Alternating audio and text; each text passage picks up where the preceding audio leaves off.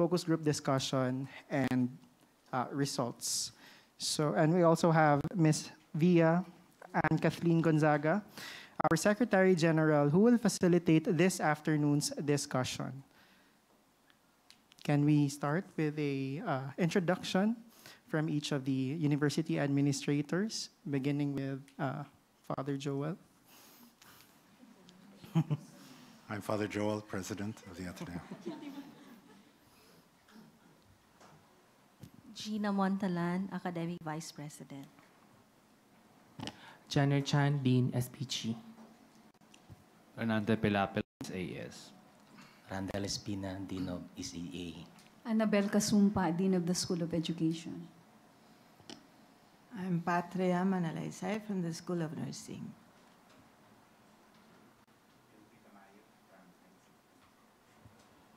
Lilibeth Le Arcena, Director, Arupe Office of Social Formation. Leia Reparado, Director of the Guidance Center. Ryan Rolfentes, Campus Ministry.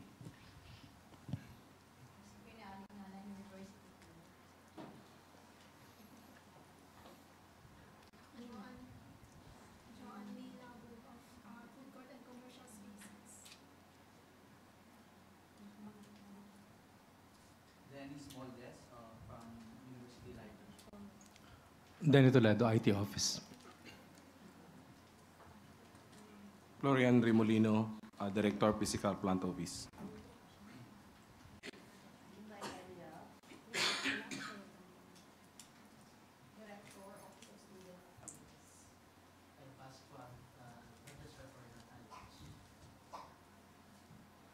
I'm Bing Chan, Chair of the URC.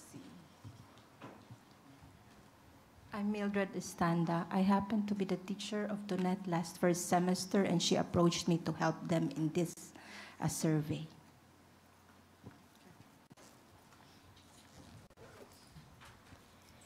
To our esteemed administrators, faculty and staff, students and guests, good afternoon and thank you for gracing us with your presence.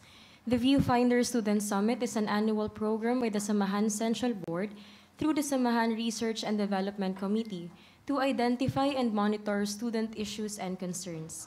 The summit is an avenue between the students and the administrators to discuss the key related issues and concerns with an objective to propose solutions, activities, and initiatives to address these. The Viewfinder aims to provide quantitative and qualitative data and analysis as a result of the recorded students' experiences across different levels and categories. To formally start the summit, help me welcome the President of the Samahan Central Board, John Kevin Espino, for his opening remarks. So I'll just be sitting down. Sorry. University administrators, heads and directors of offices, deans, faculty and non-teaching personnel, university staff, and students, good afternoon. First and foremost, on behalf of the Samahan Research and Development Committee and of the Samahan Central Board, I would like to apologize for what happened last Monday, March 12, 2018, especially for the miscommunication that led to the postponement of the said summit. There were some setbacks that led to the late submission of the reports last week, and even more so, there was a communication issue in sending out the invitations to the offices. For this, I am truly, truly sorry. We did not intend to disrespect your offices. And if we did, rest assured, we are committed to be able to work better with you in the future. Again, I am truly sorry, but I am hoping that we are able to have a productive and meaningful discussion today for the students and for Ateneo de Davao University. The Viewfinder was originally conceived as a simple roundtable discussion between the university administration and the Samahan Central Board. It has been continually improved over the past several years, and now it was recently introduced as one of the practices at the PASCO accreditation in determining the student zeitgeist, comments, issues, and concerns. As someone who have been in the university for a long and extended amount of time, I could truly say that much improvement has been envisioned and established here in Ateneo de Davao. Even the initiative itself is recognized by the other Ateneo schools in the Buklod Atenista, or the Alliance of the Student Governments of Ateneo Higher Education Institutions in the Philippines. What we have here in Davao is truly special, for it is a solid example of a harmonious, transparent, and productive relationship between the students and the truly open and critical university administration. I must thank the admin in keeping true to their promise of working with the student improvements and improving the school. A round of applause, please.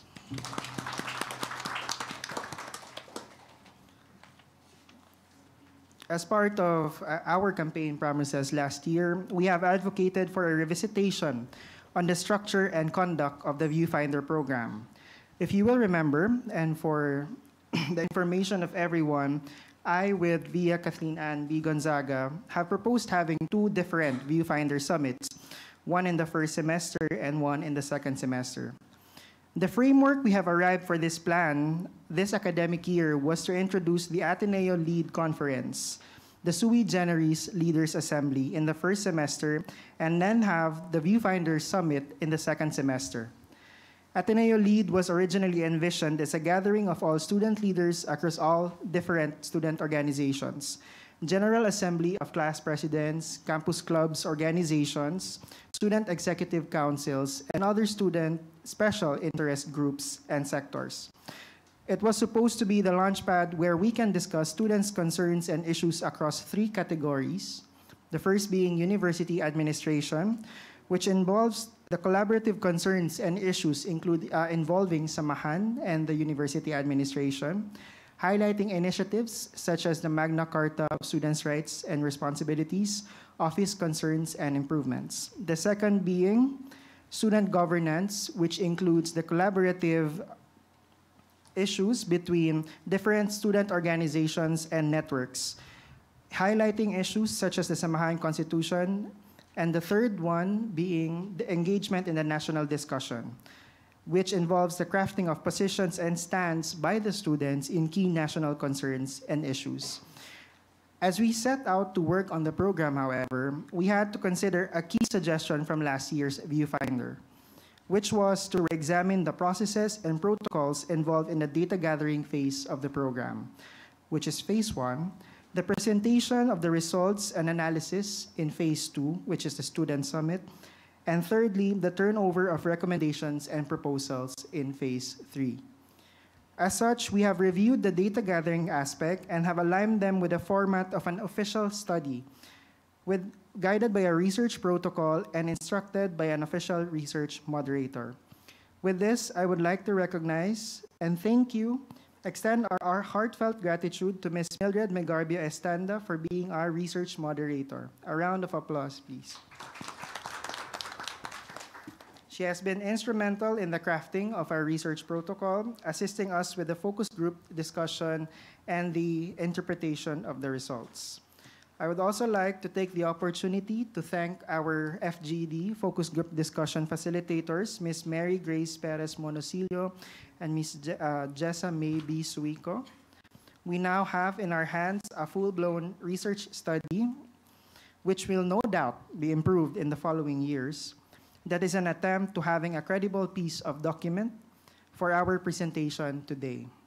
In addition, we would also like to thank Dr. Efren Sabado for assisting us in the crafting of the survey questionnaire and his constructive criticisms on how to format and present our final report.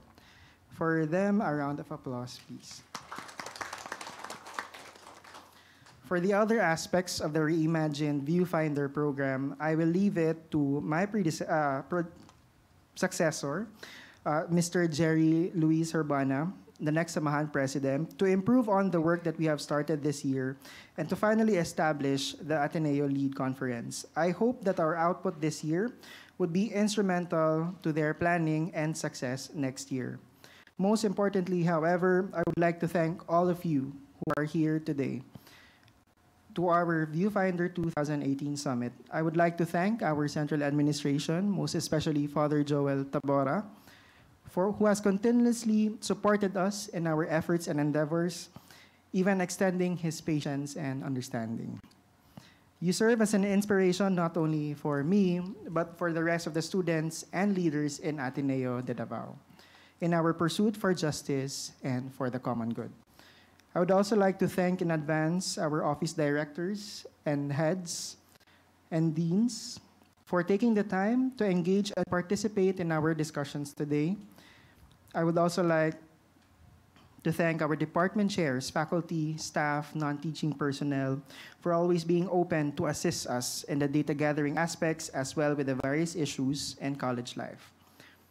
And of course, I would like to thank and congratulate in advance the team of Ms. Antoinette Jean Arles, the head of the Samahan Research and Development Committee, the Samahan Research and Development Committee, the Viewfinder ambassadors for being patient and compassionate in the crafting of this year's report.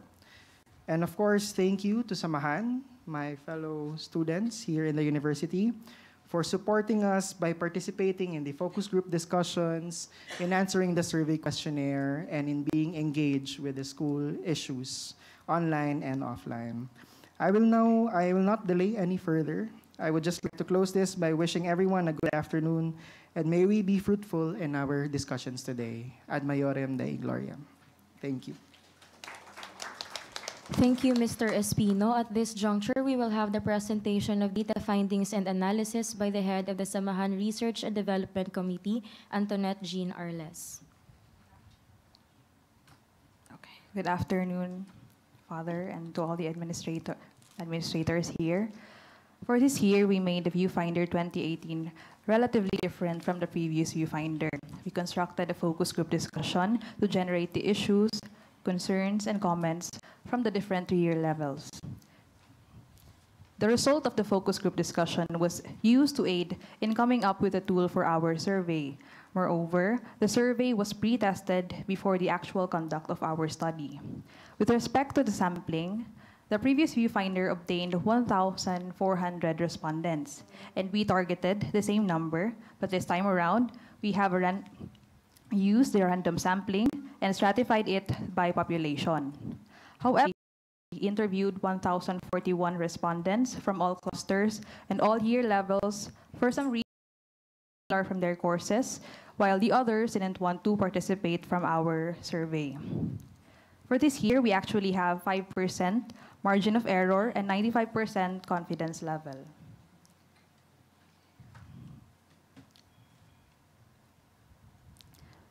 In our organization method, we had an actual sampling size per cluster based on population, where we lifted the accountancy a number of 182 respondents, in the business and management with 454, computer studies with 44, engineering and architecture with 345, School of Education with 34, School of Nursing with 23, Social Sciences with 228, Humanities and Letters with 63, and Natural Science and Mathematics with 27, having a total of 1,400 respondents.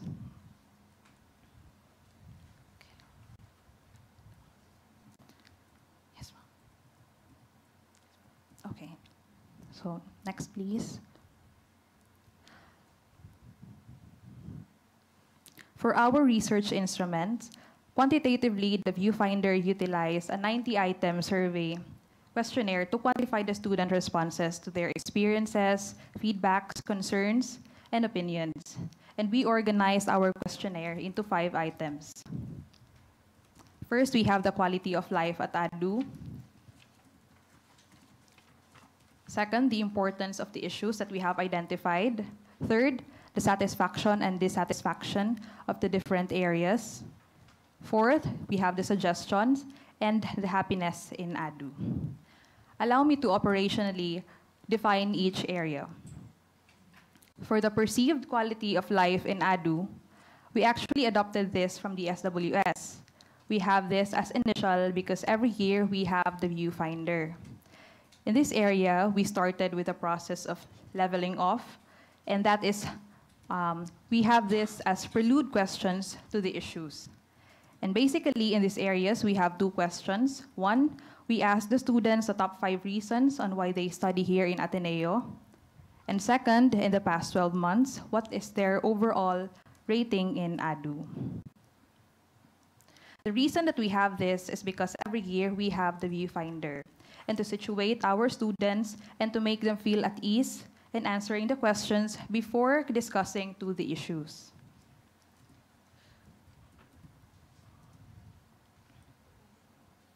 Okay lang. Next slide, please.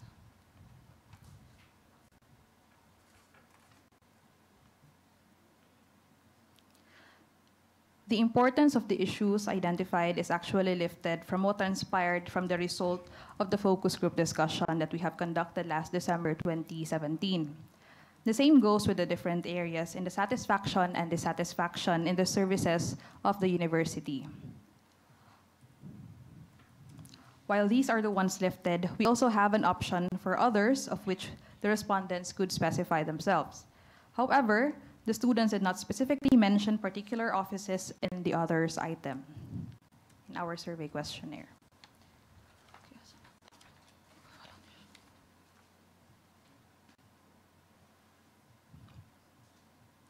After generating the degree of importance in the issues identified, this is followed in the satisfaction and dissatisfaction areas. We also ask our respondents whether or not they have suggestions on how to improve the mechanism in relaying the student issues.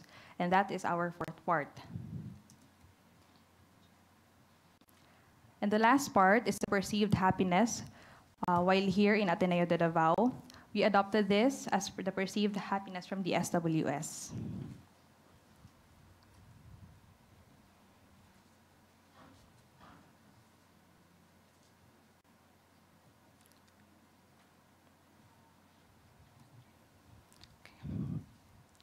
In our question on the reason why they enrolled here in Ateneo, almost half chose the university.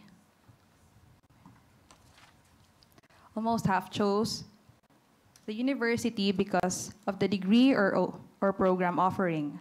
And this was followed by the curriculum and the teacher's competency. And the least reason was actually prestige. And on the other hand, when this is true to the majority, it is not true if we look into the results per cluster. We cross-tabulated the data gathered from the students under 9 clusters respectively, and it shows difference.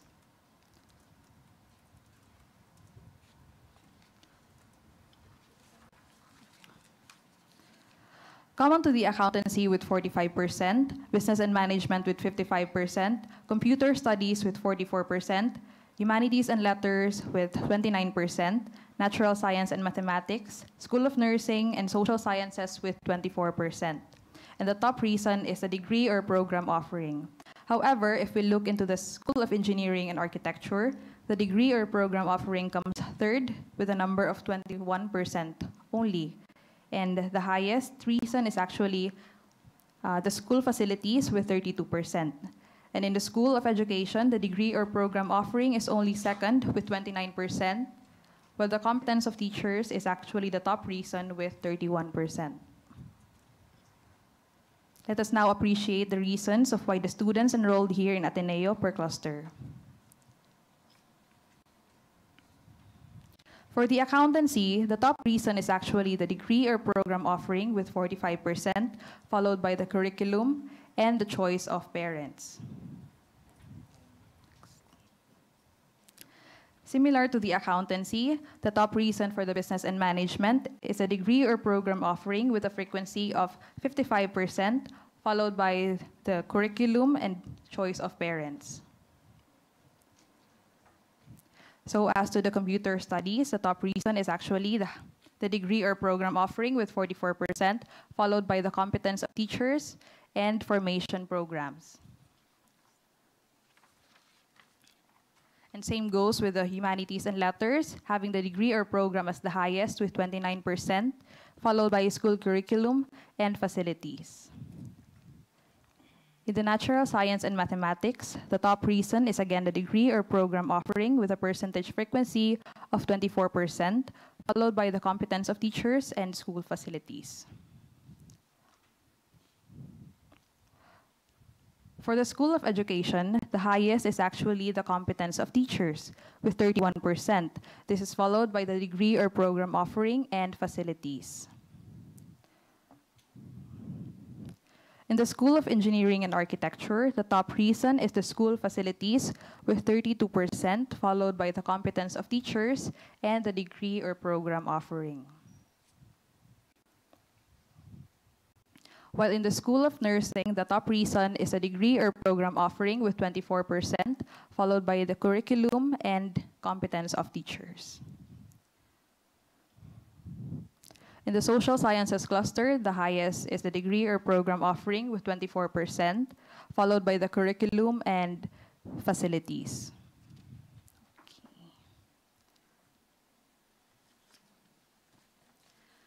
After asking our students the top 5 reasons why they want to study here in Ateneo, we asked them in the past 12 months whether they can say that ADU is better now, just the same, or worse than before. For this year, we don't have first years, so we believe that our respondents are already capable to compare. Generally, almost half said Ateneo is better now, although relatively lower is just the same, and only 11% believed it is worse now than before.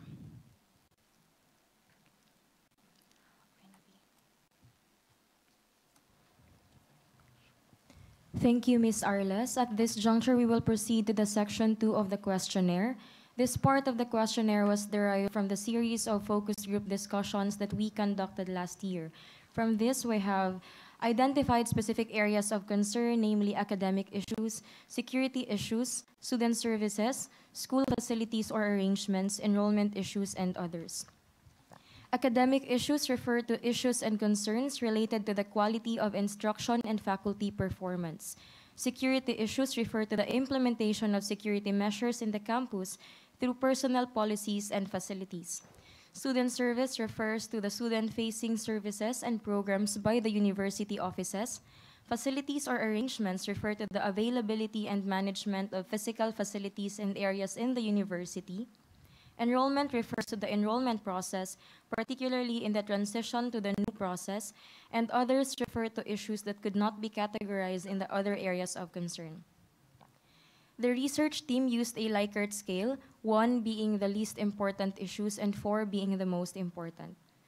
The responses per question were encoded, and the mean and standard deviation were derived for each. The mean refers to the level of importance assigned to the issue, while the standard deviation refers to the extent of deviation of the responses as a whole, and is used as a guide to determine the variability of the results.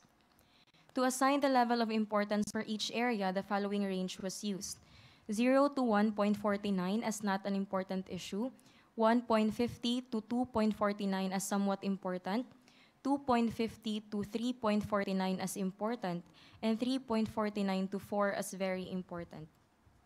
The following discussion would first provide an overview of the responses for this section amongst all the clusters and schools. Table 1 shows the level of the identified issues in ADU. The overall level of identified issues obtained a mean score of 2.72 and is described as important. This means that the level of identified issues in ADU should be taken seriously and the issues must be addressed accordingly. Among the areas of concern, the enrollment process obtained the highest mean score of 3 that is described as important. Among the item in the enrollment process, the statement on the adding and dropping of subjects obtained the highest mean score of 3.63 that is described as important. However, issues on facilities or arrangements obtained the lowest mean score of 2.09 that is described as somewhat important. If we look into the data by cluster or school, the results will differ. In the accountancy cluster, among the 6 areas of concern, the enrollment obtained the highest mean score of 3.03 with a descriptive level of important. Among the items in the enrollment, there are 5 specific issues, and the statement on the survival of the fittest or the fastest internet connection will be the first to enroll the subject, obtained the highest mean score of 3.9, which is described as very important. On the other hand, issues on facilities or arrangements obtained the lowest mean score of 2.07 with a descriptive level of somewhat important. In the business and management cluster, among the areas of concern, the academic issues obtained the highest mean score of 2.95 with a descriptive level of important.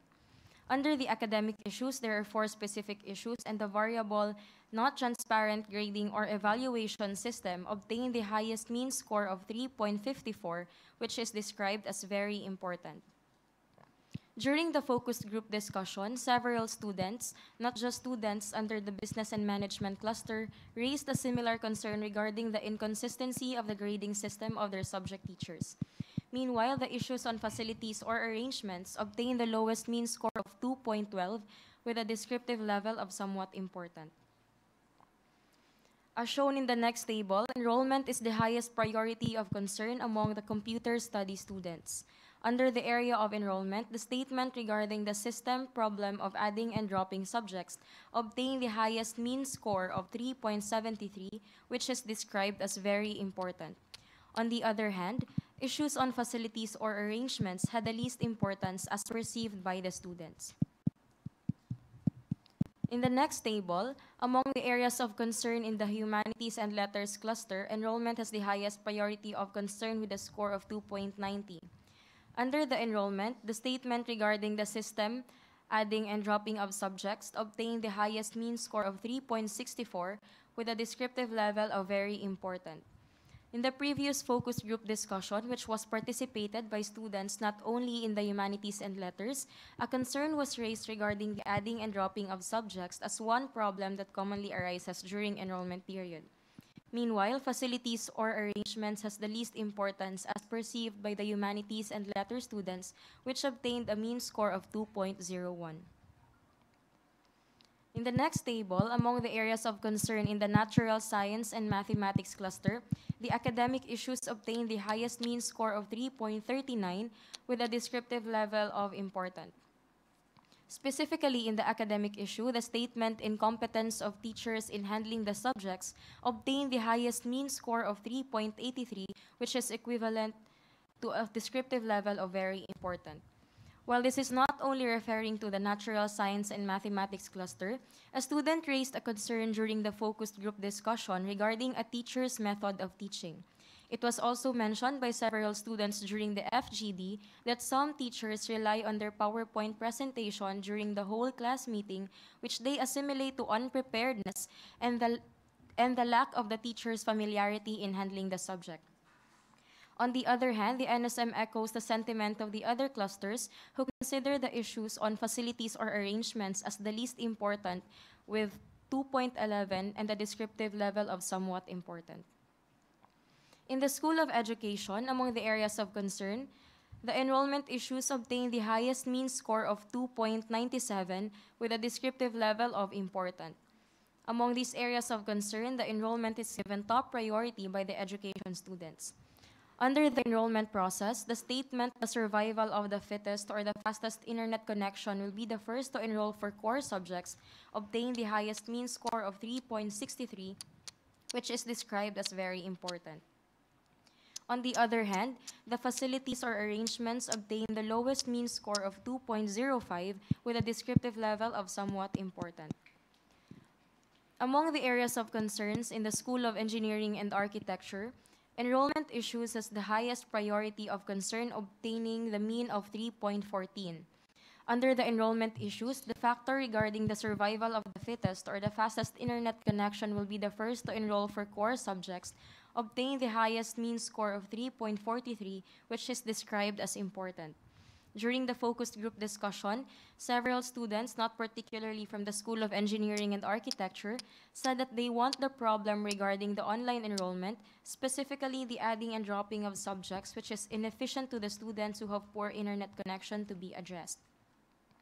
Meanwhile, the issues on facilities or arrangements has the least importance as perceived by the SEA students, which obtained a mean of 2.44. Among the areas of concern in the School of Nursing, academic issues and student services have the highest priority of concern. In the academic issues, the issue on academic pressure by the teacher and department obtained the highest mean score of 3.53, which is described as very important. This implies that the students are most likely overwhelmed with the academic demand of the teachers and the program. Another issue among highest is the student services. Under the student services area, there are 9 specific issues, and the factor on the lack of sanitary essentials in the comfort rooms obtained the highest mean of 3.53.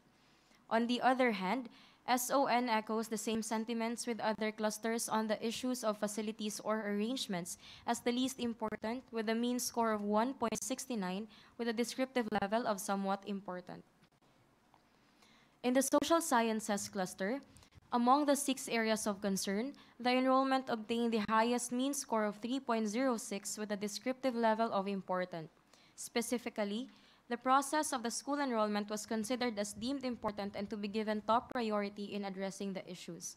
The social sciences students have the same observation with the other clusters on the issue of the survival of the fittest, or the one with the faster internet connection will be the first to enroll for the core subjects. This obtained a mean of 3.64, which is described as very important. Although not only exclusive to the social sciences cluster, during the focus group discussion, several students raised their concern regarding the online adding and dropping and the system of enrollment. On the other hand, the issues on facilities or arrangements obtained the lowest mean score of 2.14 with a descriptive level of somewhat important. The succeeding section would compare the level of identified issues among the different clusters and schools in the university. Generally, all clusters and schools consider the academic issues as important, but among the clusters, the students from the natural science and mathematics have the highest concern in the area of academics. On the other hand, among the clusters, students from the social sciences cluster have the highest concern in the area of security issues.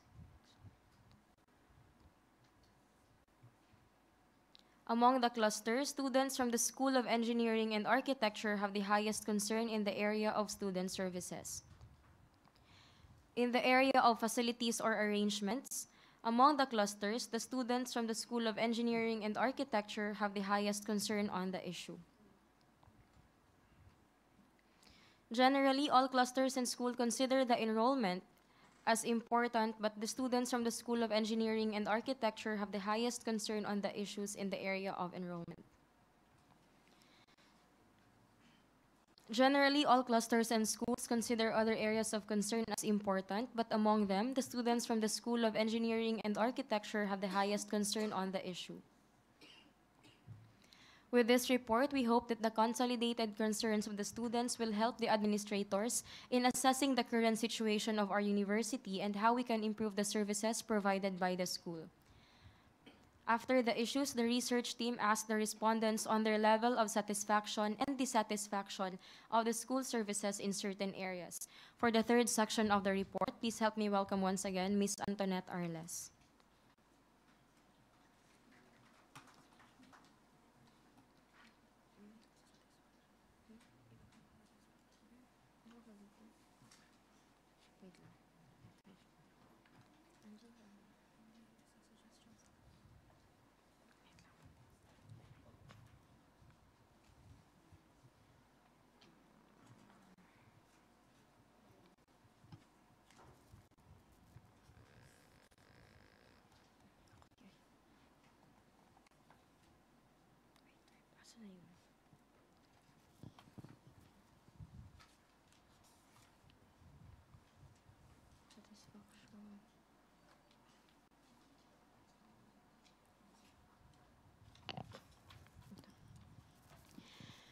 For Section 3, the issues and concerns raised from the focus group discussion were categorized into 7 areas of concern.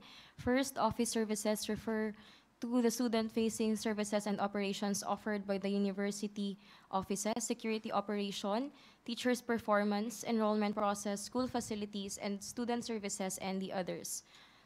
In the questionnaire, just like the previous part, the students were asked to rate their satisfaction on the areas determined by with the following ranking assignment: 4 as very satisfied, 3 as somewhat satisfied, 2 as somewhat dissatisfied, and 1 as very dissatisfied. The responses were also coded, and the mean and standard deviation were derived for each. To assign the level of satisfaction for each area, the following range was used: 0 to 1.49, very dissatisfied; 1.50 to 2.49 as somewhat dissatisfied, 2.50 to 3.49 as somewhat satisfied, and 3.49 to 4 as very satisfied. The next table reflects the level of satisfaction and dissatisfaction of the students in different areas. As shown in this, the school facilities obtain the highest mean score of 3.89 with descriptive level of very satisfied. Meanwhile, the others obtain the lowest mean score of 2.95 with a descriptive level of somewhat satisfied. For the accountancy cluster, Table 4.1 reflects the level of satisfaction and dissatisfaction of the accountancy students in different areas. As shown in the table, the teacher's performance obtained the highest mean score of 3.93 with a descriptive level of very satisfied. Meanwhile, the enrollment process obtained the lowest mean score of 3.11 with a descriptive level of somewhat satisfied. In the business and management cluster, in Table 4.2, the school facilities obtained the highest mean score of 3.59 with a descriptive level of very satisfied. Among the items in the school facilities, the statement on the reservation process at the PPO obtained the highest mean score of 3.67, which is described as very satisfied. Meanwhile, the enrollment process obtained the lowest mean score of 3.12 with a descriptive level of somewhat satisfied. Table 4.3 shows the level of satisfaction and dissatisfaction of the computer study students in different areas. Among the 7 areas, the office services obtained the highest mean score of 3.97 with a descriptive level of very satisfied. This means that the level of satisfaction of the CS students in the services provided by the university offices is above their needs and expectations. If we go to the specific services under this area, the CS students were very satisfied in the following: library, campus ministry office, Arupe, food court, and bookstore. These all obtained the highest mean score of 4, which is described as very satisfied. If we look into the area with the low satisfaction among the students, the category on others obtained the lowest mean score of 3.02. This could be because of the problems encountered in the other areas. Examples of these are the expensive food at the Finster 5th floor and the noisy environment at Miguel Pro. Table 4.4 reflects the level of satisfaction and dissatisfaction of the students of the humanities and letters in different areas. As shown in the table, the teacher's performance obtained the highest mean score of 3.91 with a descriptive level of very satisfied. Meanwhile, the others obtained the lowest mean score of 3.45 with a descriptive level of satisfied. In the focus group discussion, several students who were not particularly from the humanities and letters cluster mentioned the problem in the adding and dropping of core subjects and its inaccessibility even before the beginning of the online enrollment. Table 4.5 reflects the level of satisfaction and dissatisfaction of the students from the natural science and mathematics cluster. The school facilities obtained the highest mean score of 3.79 with a descriptive level of very satisfied. Meanwhile, the others area obtained the lowest mean score of 3.02 with a descriptive level of satisfied. Table 4.6 reflects the level of satisfaction and dissatisfaction of the students in the School of Education in the university. As shown in the table, the office services obtained the highest mean score of 3.67 with a descriptive level of very satisfied. Meanwhile, the student services obtained the lowest mean score of 3.26 with a descriptive level of satisfied. This means that the area among the Samahan-related activities should be addressed accordingly in the student body. In the focus group discussion, a student not particularly from the School of Education mentioned the existence of Samahan as merely becoming event organizers and not as a student governing body. Table 4.7 reflects the level of satisfaction and dissatisfaction of the School of Engineering and Architecture students in the university. As presented, the SEA students consider the office services as the area with the highest satisfaction rating of 3.97. There are 11 offices under this area. From the 11 offices, the following offices obtained the highest satisfaction rating from the SEA students: Physical Plant Office, Office of Student Affairs, University Clinic, Samahan, and Arupe. All these offices obtained the highest mean score of 4. Although the School of Engineering students School of Engineering and Architecture students are still satisfied with the enrollment process, this obtained a slightly lower rate of 3.59. Although it was not only from the EA students, it is suggested in the focus group discussion that the flexibility of overriding subjects, especially for the non-graduating students, should be facilitated.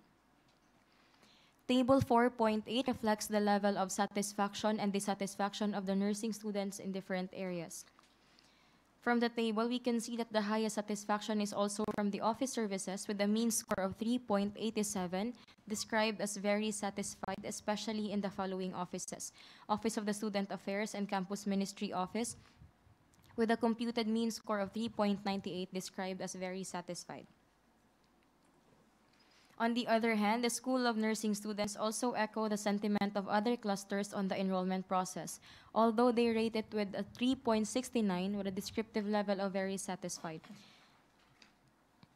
Table 4.9 reflects the level of satisfaction and dissatisfaction of the social sciences students in different areas. The teacher's performance obtained the highest mean score of 3.61 with a descriptive level of very satisfied. Meanwhile, the others obtained the lowest mean score of 3.25 with a descriptive level of somewhat satisfied.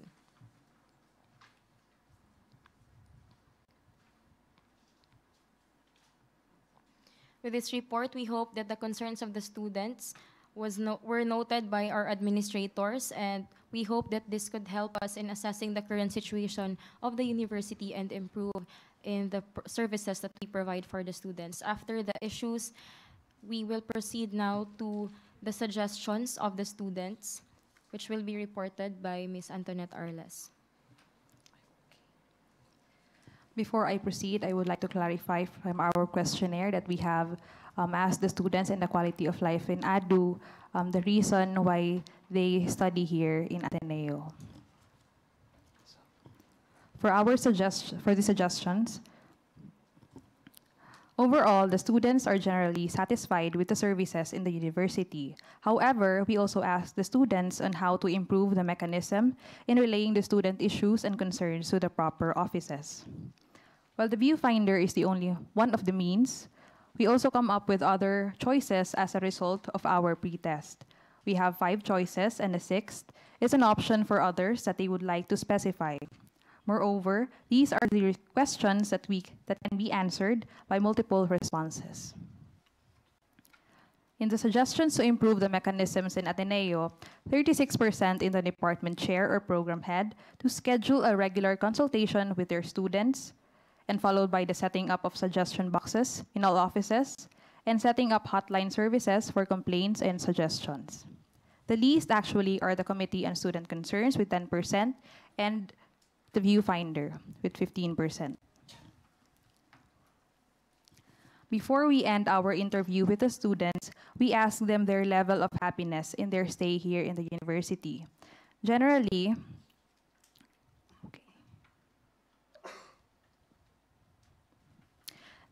the students here in Ateneo are happy.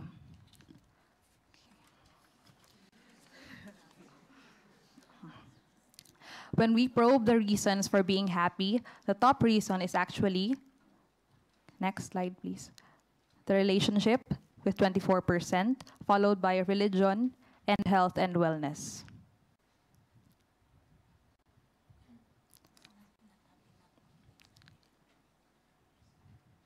Not good.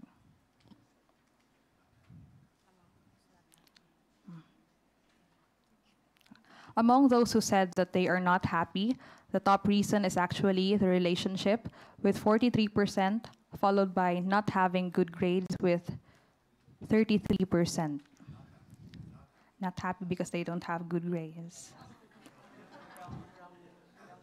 Oh, wrong lang. That's a wrong label. We are sorry for our label. Not happy. Okay. Okay. Okay. Okay. Sige. That is all. Thank you very much. Thank you, Ms. Arles. At this juncture, we will now proceed with the open forum. We encourage the students and, of course, our guests to ask questions. And before you state your question and your insights, Please state your name and your organization. Thank you.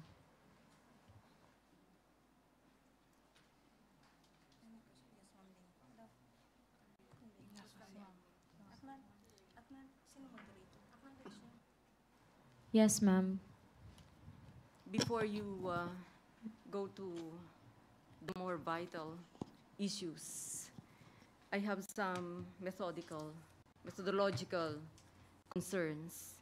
Number one, I have read your instrument, the interview schedule, and the number one question is, why do you study in Ateneo? But for the most part, in the presentation, it says enrolled. May we know your operational definition of enrollment and of study? Because I have a subsequent question to that. Good afternoon, ma'am. We would like to apologize for our inconsistency. It is not actually enrolled, but the reasons of why the students study here in Ateneo. What do you mean by study, operationally? Because ma'am, Viewfinder is an annual activity event of the Samahan, and we believe that we should assess the students' reasons of why they want to why they are studying here in Ateneo. Okay, can you describe to us the characteristics of the respondents? Because to me that is important, but I have not read the description in the report. I find that important so as it will give us a better appreciation of the quality of the responses. Who are the respondents? The respondents of our study are actually the students here in Ateneo, and these are students who are currently enrolled in the school. And what is the year level? All year level in the college, in the tertiary level. I know that. Yes, ma'am. What is the exact Third year, mostly third year, fourth year, and fifth year. Okay. That should be in the report, and that should be used to qualify your... Properly noted, ma'am. Thank you. Okay. Yeah, I will go to my other question. May I just say that that's very important, because in our trying to appreciate what you're telling us, the initial formulation, why did you enroll at the Ateneo, is a question which, as it were, is directed to the act of enrolling prior to experience of Ateneo. Why did you enroll at the Ateneo? No? And then it's modified later is, why do you study at the Ateneo? So we have to be able to assess the level of experience your respondents have of life, of quality of instruction, etc. Normally, somebody who is coming into the Ateneo would not have any idea of facilities at the Ateneo. And especially, in the Department of, in the School of Education, where teacher quality is more important than program. How would somebody know that if there's no experience of the Ateneo? All right? So that, I think, is really, I'm grateful that it's being pointed out, because it is an important factor in our trying to understand what you're telling us. Thank you, Father. Yes po, ma'am. I'll just finish with my answers. Then you go to the more substantive issues. In section 3, you mentioned that the areas refer to the offices. For greater clarity and specificity, please put offices rather than areas. Okay? Then, in the I have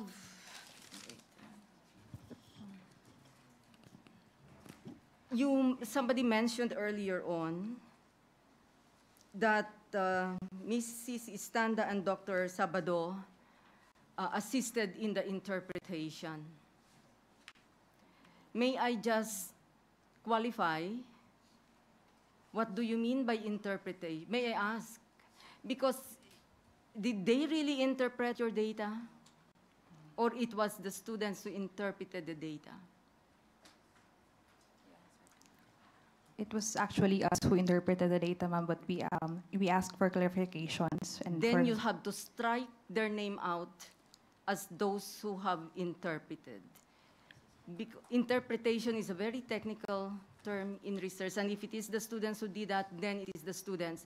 It is enough that you mentioned the two faculty as your research consultants. We expect consultants to do that, you know, yes, to give you advice. Second, sorry, I will just finish this. I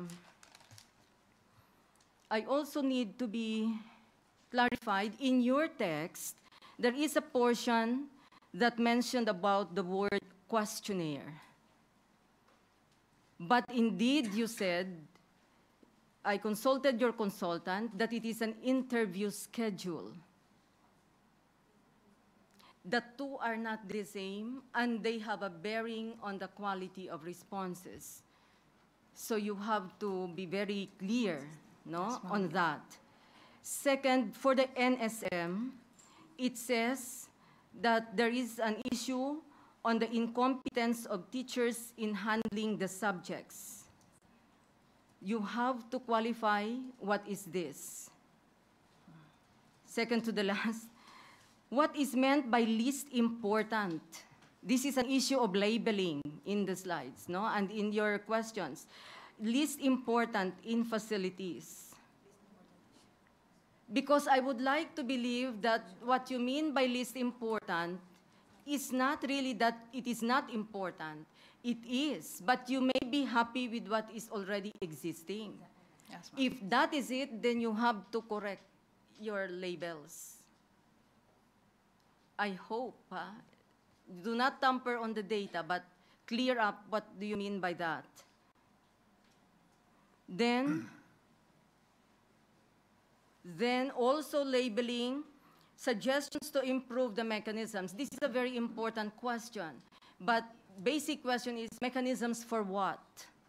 Because there can be a lot of mechanisms, but for what? It is not clear. Then it says program department chairs should be the top. Mechanisms for what? Okay? And then the last, wrong labeling for reasons about happiness. You said the grades is not, you know, you have to check your labels again. Thank you. Thank you, Ma'am Chan. Yes, po, Doc. Good afternoon. Before we get into the details of the discussion, I just would like to point out also the consistency of your findings. My understanding is that we are all gathered in this area so that we will be informed with the information that are called out from your gathered data, right? And the assumption is that from this information, we, the administrators, will be making use of this to improve our services. Therefore, if that is the case, consistency of interpretation is very important, or else we will be confused then when we are going to factor in all these things in our planning. Now, I just would like, being the head of the academics, I'm very much disturbed with the findings that you mentioned on the teaching competence of our faculty of the Natural Science and Mathematics cluster of the SAS. I was then expecting that in the cluster of data that you gathered with respect to identifying the, what was it? The third part? What's the third part? Third part is the satisfaction and dissatisfaction level of the students. Because you mentioned then in the earlier part of your report that is on the, where is it? On the importance of issues identified you mentioned that the NSM students find it very important to be addressed then, the competence, the teaching competence of the teachers, because they notice that there are some faculty who use PowerPoint presentation slides in their classes, and with that, I see it as a sweeping interpretation also to say that if a teacher uses PowerPoint presentation slides in the class, it means that the teacher is not does not have the mastery, no, of the subject. Okay, so I would like to know what's the basis of that. Any correlation that is being conducted on that in giving that implication to that findings? The second one is, given that context, I am expecting then that it will come out in the third part that the teaching competence or the teaching performance of the teachers will come out to be the lowest. But I am surprised that it came out that the students in the NSM are even very satisfied with the teaching performance of the teachers.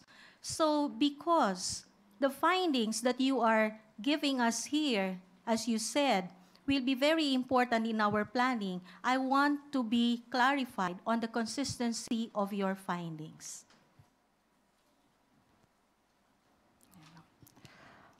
Good afternoon, ma'am.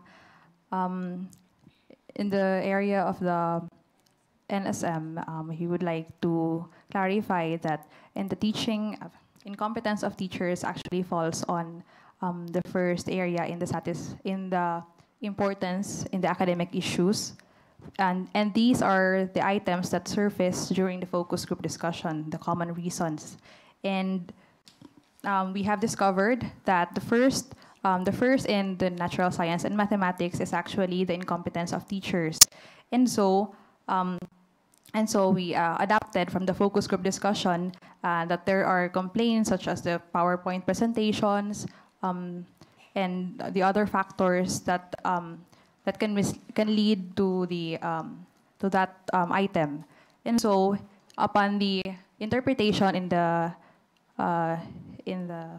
level of satisfaction, we also acknowledge that the competence of the teacher's competence is actually high in the natural science and mathematics. And we believed in our analysis that there are factors in the teachers that might not be affecting to their teaching, and that is how we interpret our data. Yeah. The simple formula that we have to consider in here is every section in your report are interconnected. Yes. So if in the first section, you were saying that this is the most important issue that the NSM students would like to be addressed by the administrators, then I am presuming that there is a problem indeed in the teaching competence of the faculty. Then, if that is the case, it should come out, sana, that they are not very satisfied in there.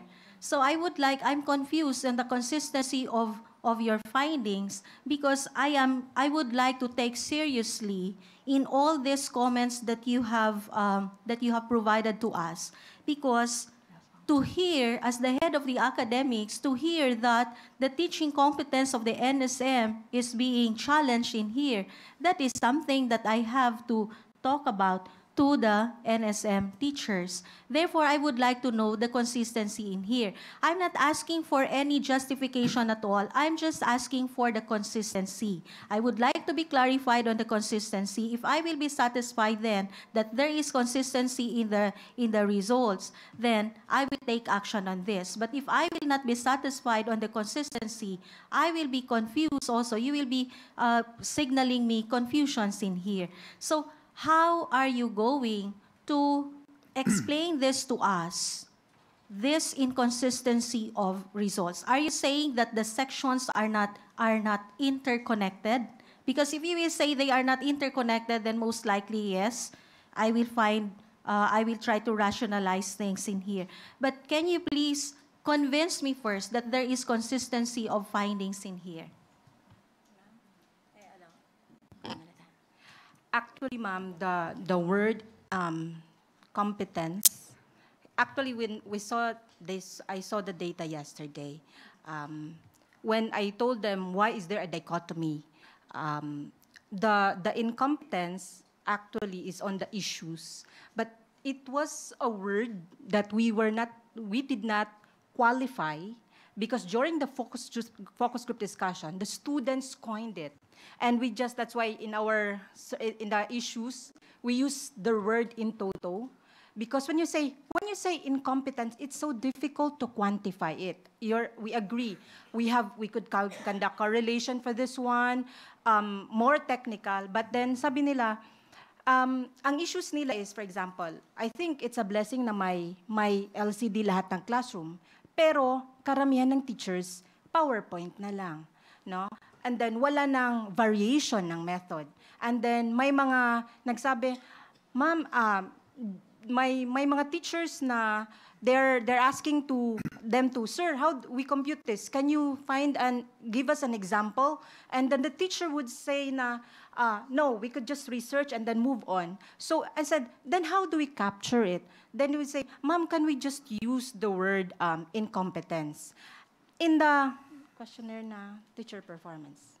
On the teacher performance, ma'am, we define it, those satisfaction, based only on 6 items. On the 6 items, it also surfaced in the focus group discussion, attendance and teachers, because this is referring to their service now. So performance talaga, attendance, method of teaching, classroom. Yung incompetence, actually, it's coined by the student. And I agree with you, ma'am. Dapat siya i-qualify, but then we adapted the word from the students. We saw it yesterday, and I told them, then we have to analyze, because it's only in NSM. Highest sa teacher's performance, but then it is an issue of highest degree of importance doon naman sa kanilang issues. But may I comment? Yes, Father. Thank you for the explanation.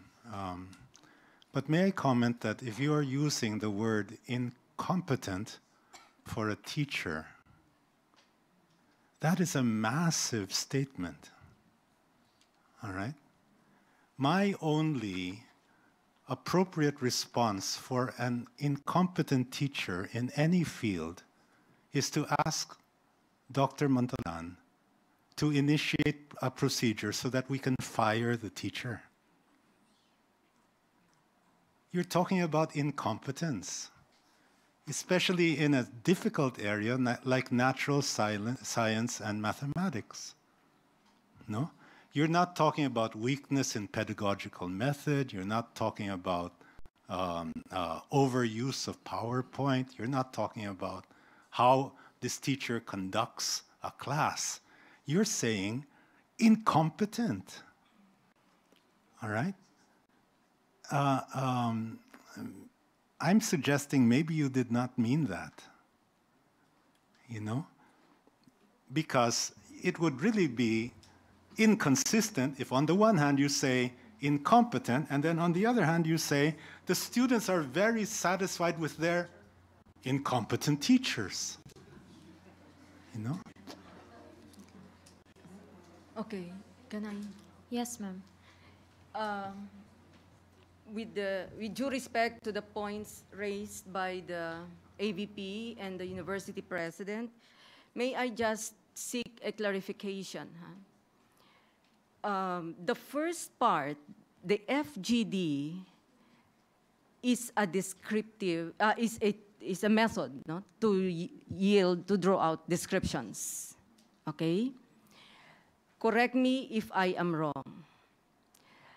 In the FGD result, does the result say that they find teachers' competence an important, or teachers' incompetence an importance issue, without necessarily saying that the teachers of this department are incompetent? Because it's simply a description. It simply describes, the FGD results describe what the students considered to be issues of importance. And one of them is incompetence of teachers. Okay? The subsequent part of the research, to which it was now aided by the survey, the instrument, no? the satisfaction is now the portion that talks about students' sort of rating. Okay? Therefore, the two parts are different. Am I right, Miss Presenter? Not your consultant, you. Yes, ma'am. We believe that in a way that they are different, the areas. They are two different areas. Yes, ma'am. One is the description, the other two is a sort of a rating. Yes. Actually, ma'am, everything that is held from the NSM actually came from the students. And therefore, if the second part is the rating part, you are saying from your result that the students of the NSM cluster finds their teachers competent. Yes, ma'am. Correct? Yes, ma'am. Then there is no inconsistency here. To me, huh? So abstractly, they're saying competence or incompetence of teachers is important, but in the actual rating, they're saying their teachers are competent. Yes. Is that it? Yes, ma'am. Okay. Yes. Ma'am Montecastro, you are acknowledged. First off, I need to clarify. In your questionnaire, did you differentiate core courses and professional courses? Because you mentioned that although this is a comment from natural sciences, it's not necessarily referring to subjects being taught by natural sciences, right? Because it is possible that because our students are used to competent professional courses, they can compare it with some others offered by other departments, and therefore they're not satisfied with those, right? I mean, this is a possible interpretation. So that's why I had to clarify whether you differentiated between professional and core courses, because it's difficult to have a sweeping generalization of their level of incompetency and dissatisfaction with, I mean, it's not clear. So there will be lots of possible interpretations, and that's one interpretation that I'm offering. It's not necessarily that the natural sciences faculty are incompetent, but that they are competent, so the students are used to such a level of competency and are dissatisfied with others. I mean, it's just as possible, right? So, thank you. Thank you for your input, ma'am. I agree with you, and actually these are from the core subjects of the students, the incompetence. Yes, yes, sir. Yes, Sir Lunar. I'd like to go back to the fact that if the PowerPoint presentation is the heart of an issue here, whether it's just referring to one teacher or no, it's not. Okay. Okay, that must be clarified. Yes. No, because kasi para na-highlight yung PowerPoint, sample lang. Kasi para, mumiro po sa ako ng mga teachers that we know for a fact that some teachers are using PowerPoint and they're just used, they have a point when they have the power. Huh? Example. That's clear. That's clear. Thank you, Sir Lunar. Yes, Ma'am Gina. I just would like to clarify my point, because this is very important for me in addressing the concerns you raise in here. Correct me if I'm right in my interpretation. The first set of information that you provided to us, no, based on the first set of gathered data that you have, informs you as to what areas will be captured in your questionnaire. Meaning, the inputs from the focus group discussion informs you then as to which one will be captured, which one will be identified or will be perceived as problematic areas, in which case it will now be the basis of the things that will be asked from the students through your survey schedule. Am I right in that interpretation? Okay. Then therefore, if that is the case, I still stand to my take that if the students, I'm not highlighting the PowerPoint presentation or what, I'm pointing out in here the consistency, because I would like to be serious in addressing all the academic concerns in here. But before I'll make an attack on the ground, I have to know first that I am certain with my actions. And my actions will only be certain that if your inputs are also consistent. That's my point. So first, if that was the basis now of identifying problems that will be asked from the students in your survey schedule, then my assumption is that the students who gave you their responses in the first level of data gathering means those are problematic issues, right? Therefore, if that is the case, the assumption is that NSM students are pointing out that they are having problems in the teaching performance. Now my question is, why are they saying that they are satisfied, very satisfied with the teaching performance of the teachers? If for the lack of a better word, you only identified it's a teaching competence, then I would like to register my thoughts in there, that we have to be careful in using those phrases, those terminologies, because it would mean very serious to us. As what Father mentioned a while ago, it may mean firing out the teacher from the university. So I just would like to be clarified then that the first set of data that you gathered, the purpose of that is for you to identify problems, okay, issues and concerns that will be captured in your interview, right? Therefore, that was the context where I'm coming from. My understanding is that if this group of students are able to say that they're seeing this one as an important issue, then therefore there's a problem in there. Otherwise, it will not come out in that focus group discussion. Now I am confused. Why is it that they're saying that they're very satisfied? Unless the respondents you use in the focus group discussion are not the same respondents you use in the interview. Are they the same? No. Then most likely that is the one that can best rationalize everything. So I will be guided then in terms of responding to this concern. By methodology-wise, we should not, as much as possible, because the instrument will be contaminated. If the participants of the focus group discussion would also be the participants for the survey. So our focus group discussion actually have certain criteria. And when we come up with the sampling, they were excluded. The reason why we conducted with the focus group discussion, I agree with you, ma'am, we tried to solicit. Because it could be that the issues before are not true anymore today. So better have a feel or generate really from the students the issues now. And this is what we have. And when we run this one, I think there's the manner lang siguro ng pagkasulat ng mga bata. The incompetence here, ma'am, tama si Dr. Montecastro, we did not dissect whether this is professional or core subject. But in our focus group discussion, lahat nagsasurface, karamihan, yung medyo challenging sa kanila is actually in the core subject.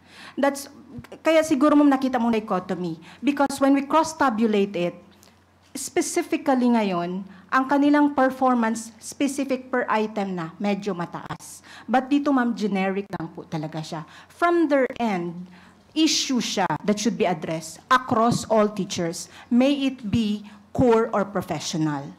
Pero doon sa teacher's performance, specified na per item. That's why medyo opposite siya, ma'am. I got your point in there. The one that I'm getting now is this. The way the findings are stated, it appears to be so general. It's referring to the NSM faculty. But because there is now inconsistency from the of course, from the students, that's the perception of the students. Those are the interpretations of the students.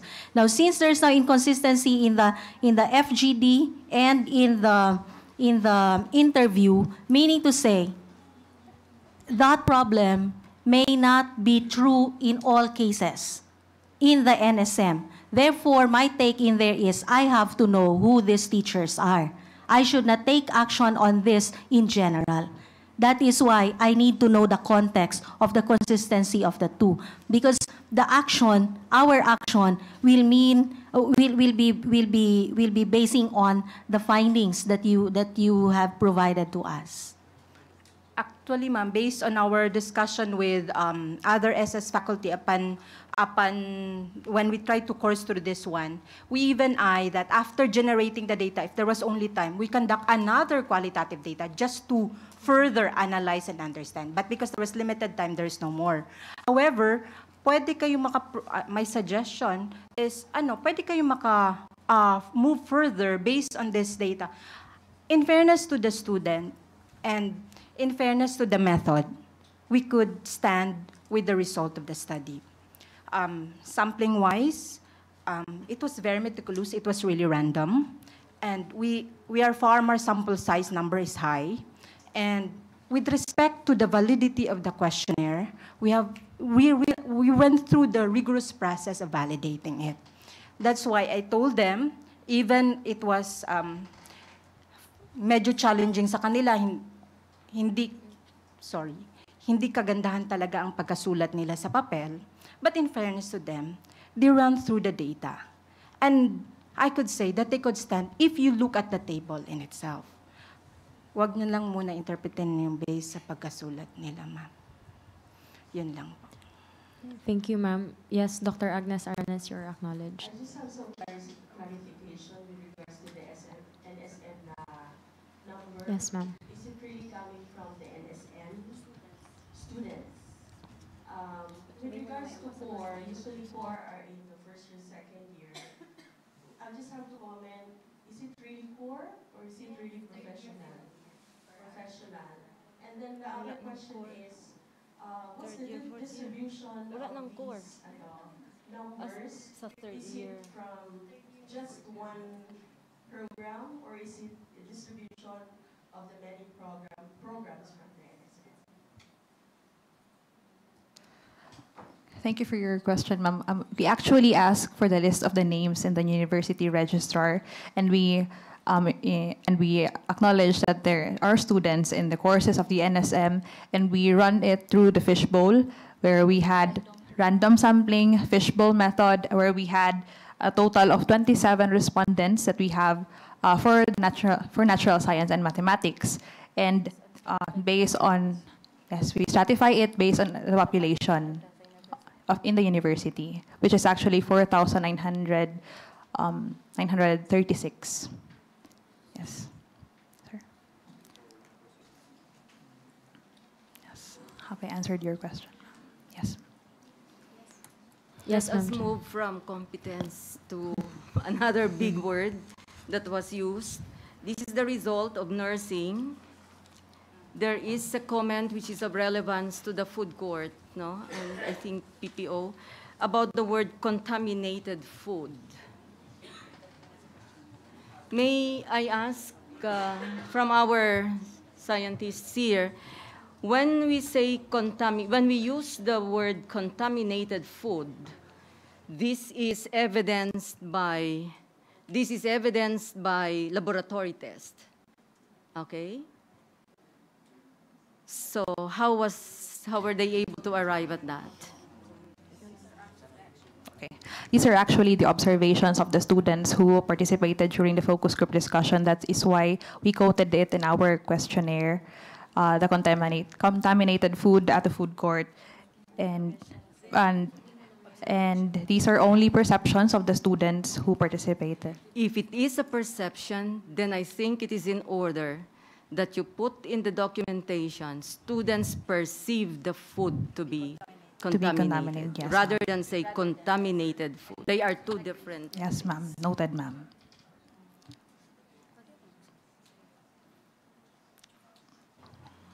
Yes, Ma'am Gina. The common issue that came out to be that need to that need to be addressed immediately seem to be the enrollment. Can I be clarified further on this? What you mean by this? Though it was captured out of 1, 2, 3, 4, 5, 6, 7, 8, 9. Out of 6 comments, so 6 out of 9 are all referring to the enrollment, but out of 6, 5 of that, out of 6 are referring to what you call the survival of the fittest. Yes, ma'am. I just would like to be clarified on that because I was waiting for the recommendations, comments.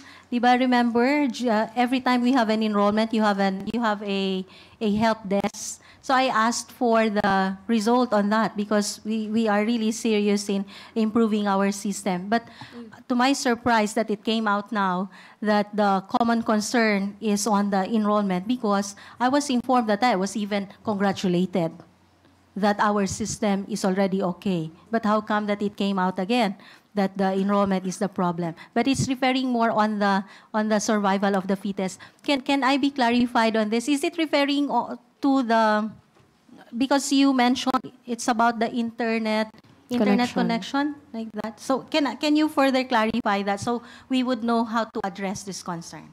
Thank you, ma'am. Yes, Sir Espino. So thank you, ma'am, for highlighting that. First and foremost, comparing the enrollment issues since we started the transition, the note on this second semester enrollment being more or less ang pinakahilom, most orderly, rather. One, because we haven't really, wala masyadong pumasok po na mga concerns and comments from the help desk. If there was very specific cases which we then forwarded to your office or to the respective office na ano. But I guess, ma'am, with this, what they meant was the process of actually going online. The past few years, we called it the Hunger Games. Because when we start the enrollment process at around very early in the morning, around 8 a.m., the students are actually very waiting in line to be and then some of the issues that cropped up this year, rather than not being able to add, the others lost their slots, and in addition to that, the others were not able to log in time because they had a faulty internet connection or a slow internet connection because they were outside of town.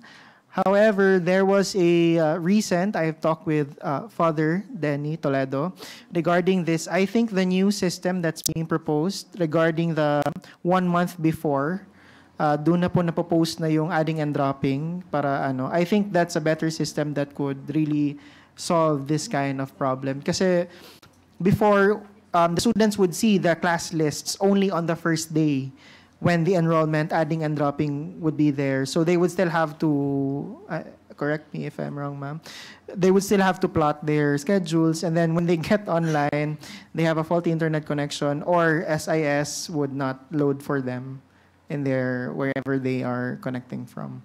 So I guess that was the context, ma'am. But in other cases, I think the projection for the second semester enrollment was better this year. That's why the students were able to add still, even if on first try they weren't able to add it immediately. Yes, Ms. Yes. And in addition to that, ma'am, we actually run the survey questionnaire in the month of January. And in the focus group discussion, the survival of the fittest, which we quoted from our questionnaire is actually what surfaced from the focus group discussion by the students. We address that one by identifying the programs that can only access the courses. At first, we didn't have that. That's why you are able to coin that with the survival of the fittest. This time, if there will be survival of the fittest, that will involve students within the program. But of course, students know which subjects they're supposed to enroll. This kind of system discourages students to have advanced classes, especially if they don't have prerequisites. No? That is also our way of controlling things. Because we found out that there are already graduating students who are able to take up advanced classes, and yet the prerequisites were not yet passed. That's why in my office, every time, every enrollment, there's always bulk of applications for override. Kasi nakakuha na ng tawag niyan, ng advanced classes, pero yung prerequisites, wala pa. That's why we are now working on that with our system. No? So, I don't know where that, if that survival of the fetus is still a problem. But as you said, well, if that's still the problem, then we'll try to continue working on that, improving along that line. But I just would like to know, with your focus group discussion and in the interview, did students provide somehow recommendations as to how to improve this one? Because they said they're having problems on this still. So what are the recommendations? May I be informed about it so that can still be factored in our planning? The survival of the fittest actually, ma'am, falls on the core subjects. And there are also students that we have to acknowledge that are irregular. And so they are the students who had the difficulty in adding the subjects. That is why they coined it as survival of the fittest in adding and dropping of subjects. But didn't they know that there's a schedule for the irregular students, and these are supposed to be captured by the respective department chairs? Department chairs are given instructions on that. No?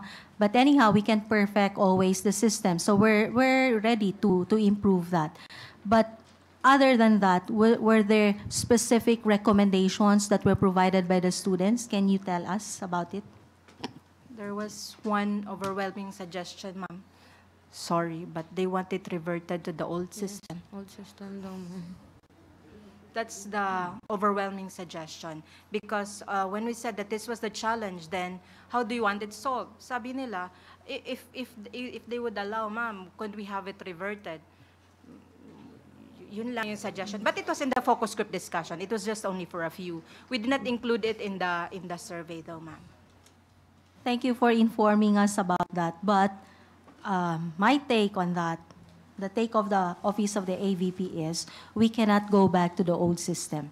It's because these 3 semesters that we pilot tested it, that is in preparation also for the upcoming set of core courses that will be taught in multidisciplinary process. So I think this time you cannot fully appreciate it yet and fully understand that, but sooner or later you will be able to appreciate it. Thank you.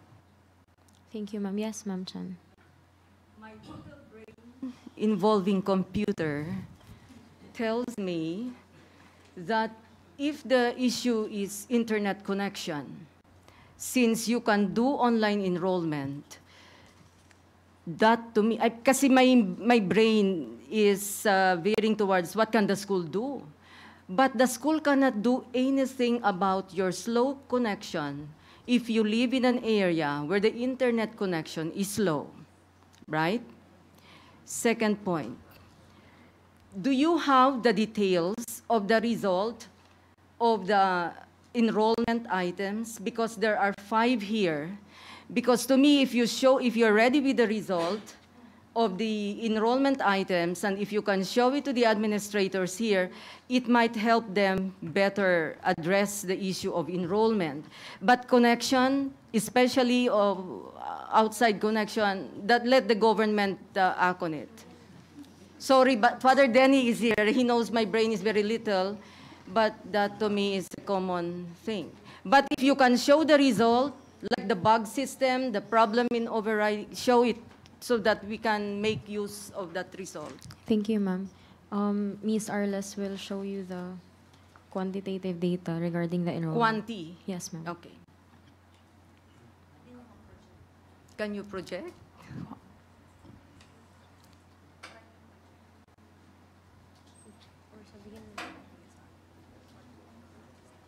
Because it will help. It's actually one of the specifics, right? Yeah. Yes, It's actually one of the specifics you pointed out. You identified pre-concerns. System problem in adding and dropping subjects, survival of the fittest or fastest internet connection first to enroll for core subjects online enrollment. The third pre-identified concern is on problem in overriding subjects. The fourth is layout and bugs in the system.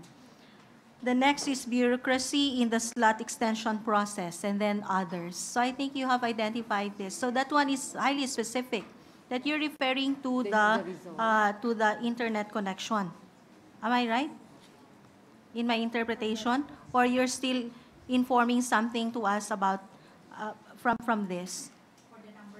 For the number, pag sinabi nating survival of the fittest or fastest internet connection, it's referring to the connection.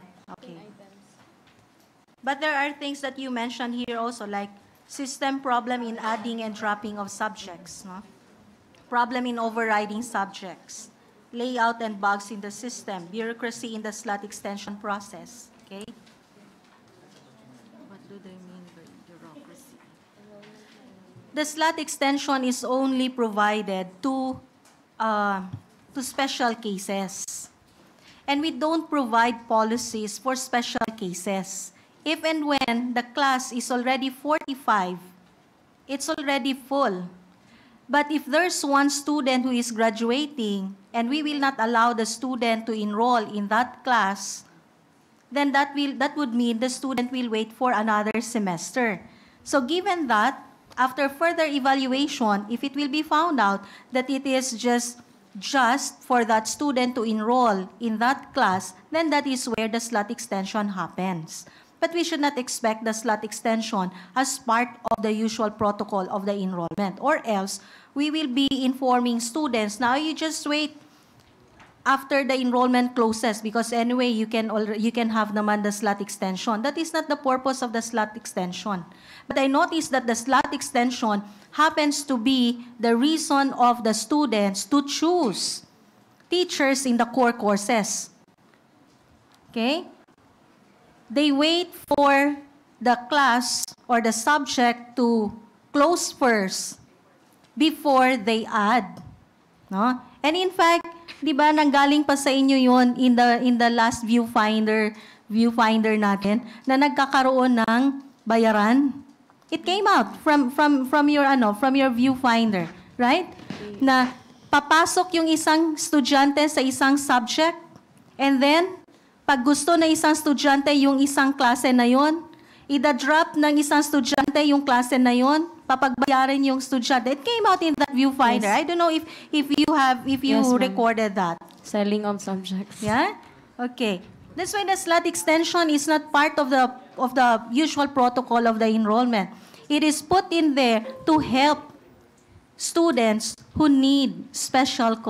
have special concerns. So we should not wait for the slot extension just for us to enroll in the subjects, no? Or else, pag naku-closean tayo, mag-aantay talaga tayo ng next semester, because it's your choice. It's the choice of the students. Number one, before the students entered, or when the students entered in the institution, in the university, the contract that we have with the students is spelled out in the curriculum. In the prospectus, we know that every semester, these are the set of subjects that we need to enroll. So why wait for another semester if we are bound to enroll to that subject? Eh nag-aantayan kasi hindi yung teacher na nag-handle ng core course na ito, hindi na ako makakapasok. So next semester na. Of course, we're having problems in the whole system then if we'll have that. That's why we put some regulation on that by citing the MORFE, the Manual of Regulation for Private Higher Education. No? It's not the institutional policy, but that is what we follow from the MORFE in terms of the enrollment for advanced classes. Thank you. Thank you, Ma'am Gina. Yes po. Good afternoon. I would like to, para kasi pag sinasabing bureaucracy in the slot extension, parang may negative connotation. In the first place, there is no bureaucracy to speak of because slot extension is not a general rule. It is an exception. That is not even, it's a matter dependent on the evaluation of the AVP. We have to distinguish privileges from rights. When you are asking for exceptions, you're asking for a privilege. And a privilege is something that you cannot demand from us. Yes. You cannot demand for slot extension. You cannot demand for override because, again, you have your curriculum. And you cannot demand for adding and dropping kasi kasama sa bureaucracy, no? Because in my experience, there are so many applications for adding and dropping, slot extension, override, na hindi talaga justified. Again, as Ma'am Gina tells us, our curriculum is our contract and you are supposed to follow your curriculum. Secondly, yung iba gusto ng slot extension para mapasok doon sa yung prime time slots. In college, there is no commitment for us to give you all morning classes, afternoon classes, and we are all adults. You go to other schools, go to San Pedro, go to Davao, they have evening classes. So what's the problem with having evening classes? What's the problem with having classes under teachers that you call terror? I love terror teachers because most of them gave me quality education before. I mean, we are college students. It's siguro time to step up. Dili man ta magbisaya lang ko ngaming in English. Dili ta magpa-baby ba sa tong kagalingon. We are going to face the real world out there when we graduate, and we do not want to have graduates who are babies. Step up. Thank you, Attorney Pasco. Any more questions from the audience?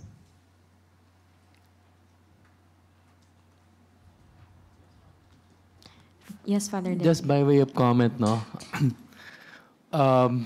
Every enrollment, we monitor our systems in terms of busyness. Our systems demand has never crossed 30%, even in the earliest part of the morning. So, the point I'm saying is that actually we can handle the load. The problem is, and this was something which I pointed out before, so I got a whole list of complaints from Samahan. So I said, okay, here are the complaints. Give me the details. Where was the student registering? Was he inside the campus or off campus? What was he using, broadband or Wi-Fi? What was his service? What was he using, a tablet, a smartphone, or a laptop? Because all of these factors are involved in the picture. I never got the set of details. So it's impossible to act on a set of particulars without enough details. As they say, the devil is in the details. The other thing is, yung first semester, part of the problem was that certain offices did not do what they were supposed to do. So finally, the easiest thing to blame is the one which cannot answer back. And what is the system which cannot answer back? The computer system, of course. And we get rants, no? And we decided actually at one point to list down the departments, the students who were ranting. So we can identify where the biggest number of rants come from. And I can tell you that they're not random in the sense that the more students you have, the more ranters you have. No, the ranters are coming from specific departments. And when we looked at the reasons why they're ranting, we found out that the rants were the result of decisions made by the offices, which were in fact self-inflicted wounds. Yun yung sistema. So now we attempted to correct the system. So in the last iteration of this enrollment system, which even now is already online. No? It's been running for the last 2 weeks. The idea is you can already pre-enroll 1 month, supposed to be 1 month before the semester ends. So it's ongoing now. So in preparation for that, we asked for volunteers from the students to test the system. We got 6 volunteers. And none of them came from the ranting divisions and clusters. So what can you possibly do in this particular case? You have people who like to rant and nothing else. Anyway, that's the frustration of the UITO director. Kasi That's what this hurts particularly is when they say people say there are bugs. Those are not bugs. I mean, bugs are things where you have a problem with the programs because it was improperly designed and the algorithms were not properly coded. That's a bug, no?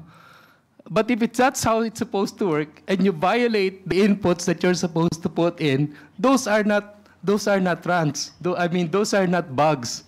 That's what we call it. I will not use the term because this is honest company. Okay, anyway, that's it. Thank you, Father Denny. Any more comments from the administrators? That was with great restraint.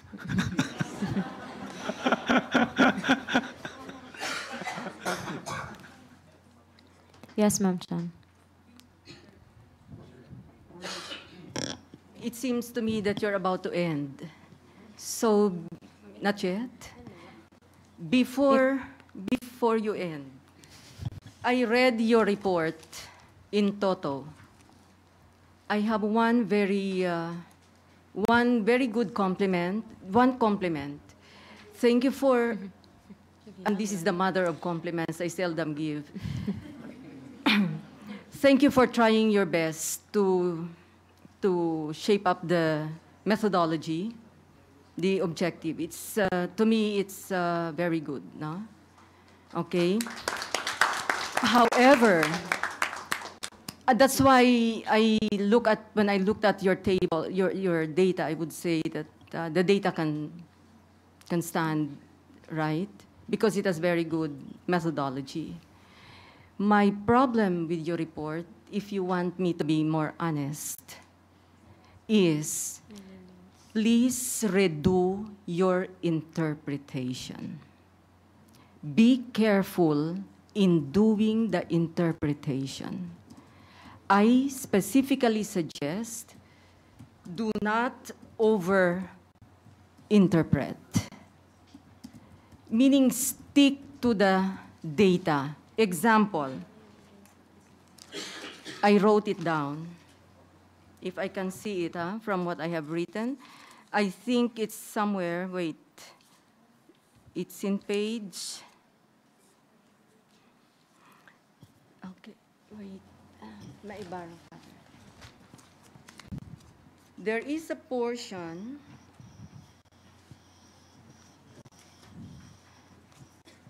for example, in page 22 of the version which I do not know, if this is I don't think this is the original version. It says here, just you are qualifying better now refers to a positive improvement. Just the same refers to a marginal or no improvement. Worse now than before refers to a negative decline. The qualifying statement of the answers are not empirically based. What do I say? I'm not assailing the quality of your data. I am challenging your qualifier. So review that. Then there is another one. I placed a marker here. There is a page. It is something about, I cannot locate it now. It is something about the description of the teacher's performance, of which you, it is something positive that you said about teachers' performance, about the curriculum, and then you proceed on saying it's the quality of this, and that. And then I check your instrument. The subsequent statements are not captured by the question in the instrument. So if it is not captured in the question, then do not put it in the interpretation. That's why I suggest go over the report and caution against over interpretation. Thank you. Thank you, Ma'am Chan. We have, yes, Ma'am Monte Castro. Since in the thesis, you have recommendations. Yes. So I would recommend reviewing your survey instrument because normally when you ask people for importance, you're referring to qualities. And qualities are often phrased in the neutral or positive. So I think that's part of the mistake misunderstanding and misinterpretation. Because when you ask people how important is incompetence in the faculty, then it's phrased incorrectly if they say it's very important, so you're valuing incompetence. Then that can be an understanding, right? A misunderstanding. So I think when you ask for the items for valuation, like importance, you should phrase it in the more neutral as much as possible. If not, it's in the positive. And then, because I think you should have put the competence, you should have put it, worded it as competence of faculty. And then I noticed in your satisfaction, there is no item about competence. So maybe you should have asked for satisfaction as to the level of competence in the teaching. So, I mean, these are recommendations for next year, because we're always trying to be better, right? So, review the way you worded things so that you're not leading your respondents, because you're in the neutral, so they can either say positive or negative. Okay? Thank you, Ma'am Monte Castro. Ms. Arles will respond to you, Ma'am. We'd like to thank you, Ma'am, for your input, for the recommendations. And I'd like you to appreciate the Samahan from the very first viewfinder until they have become so systematized that they come up with researches, and to the point that Samahan is like all that is defense. But points were valid, no? And this is one way for us to really improve, no? Because we have come up with this kind of system, then we take that suggestion. No? And however, I'd like also to challenge the students who are present here that the questions that you would like to ask is not just necessarily will not just be limited to the result. Yes. But I would like also to ask those students here if you have some other concerns that may not have maybe reflected on the results, or probably have not read about it. And if you have, you can also bring that matter now. No? So, pwede naman. But, Ma'am, thank you. Ma'am Ling, please, I really suggest that in the coming research like this, I will personally, I will really beg for your consultancy or whatever. Yes, ma'am. Respond. But before that, we'll pray the prayer for generosity and then probably will change your mind. Okay, so, any student, I really have Rafalia here. Sige. Yes, yes, sir.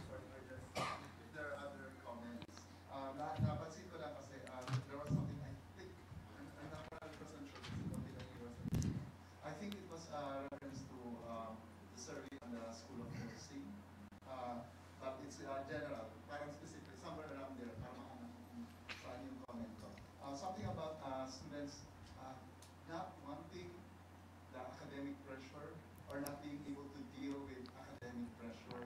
But you're in an academic institution, so isn't academic pressure a positive thing, not a negative thing?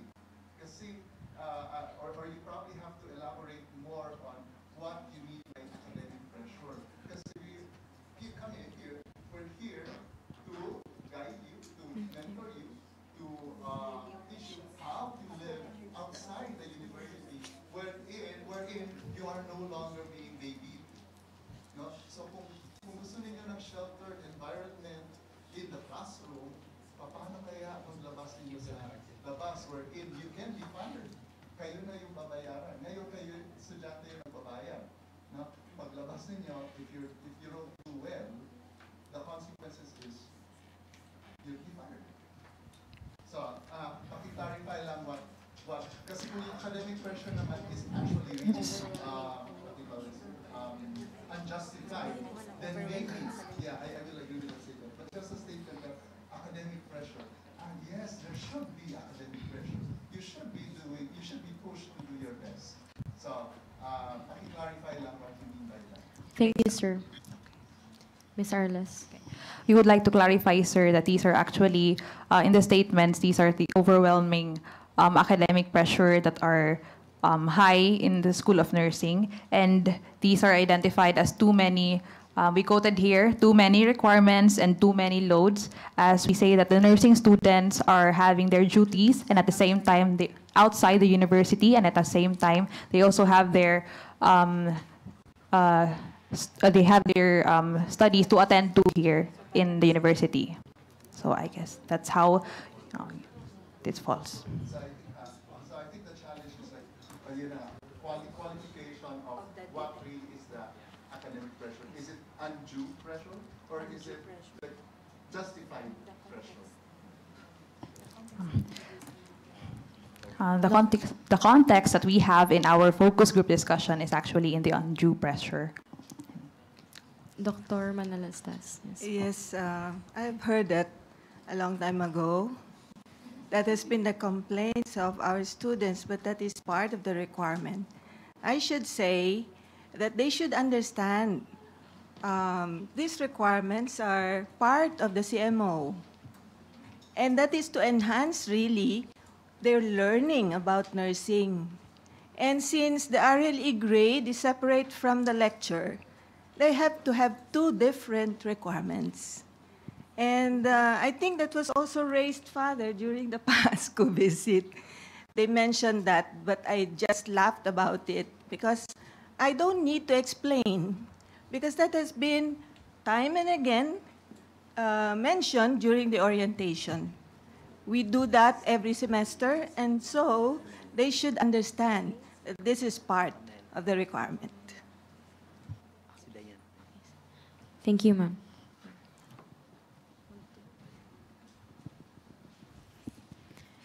Miss Lang Yu. Hello.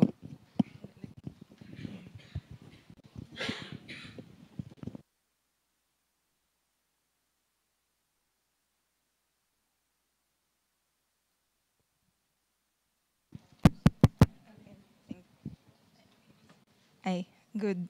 Hello.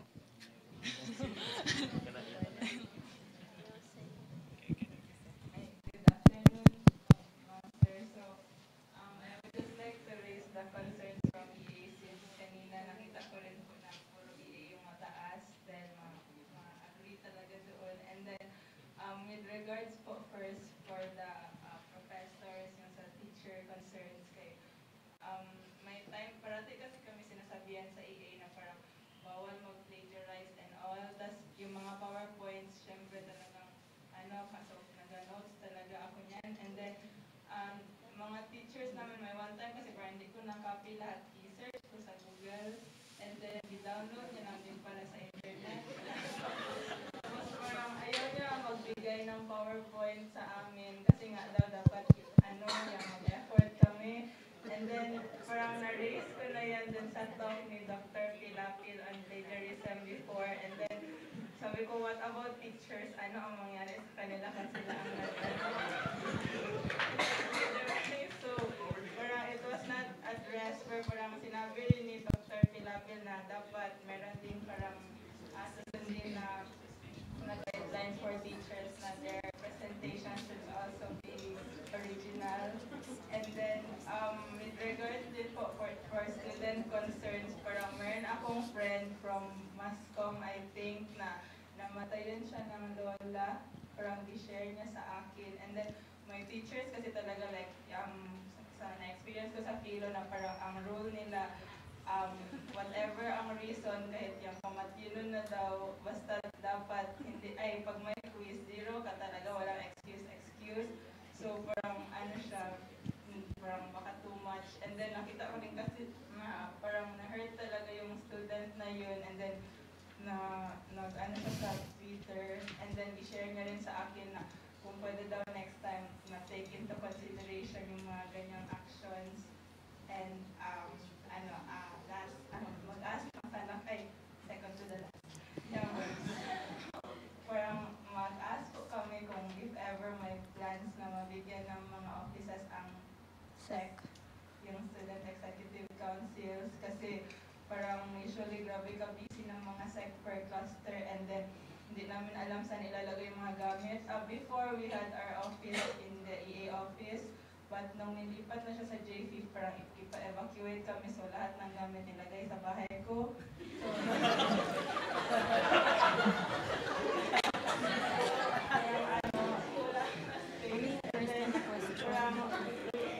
Plagiarism. Lahat ng mga trophies and all ng EA nasa amin. So, kung pwede, sec offices. And then, our last concern po is with regards sa guidance office ay ma'am. So, parang I have an officer po kasi na nung parang December na grabe niya ka-down and ayaw niya sabihin sa parents niya parang meron siyang suicidal tendencies. And then nung sino parang department chair namin, si Sir Opep, sinabi sa guidance office regarding this concern, so tinawagan siya. And then, ayaw niya sabihin sa parents niya kasi nga takot daw talaga siya. And then, nung kinausap siya ng guidance, parang lalo siya na-down kasi sinabi na okay ka na, tapos ngayon siya na hindi lagi parang nakaset na siya ng date na January, ganyan mo, na siya, GG.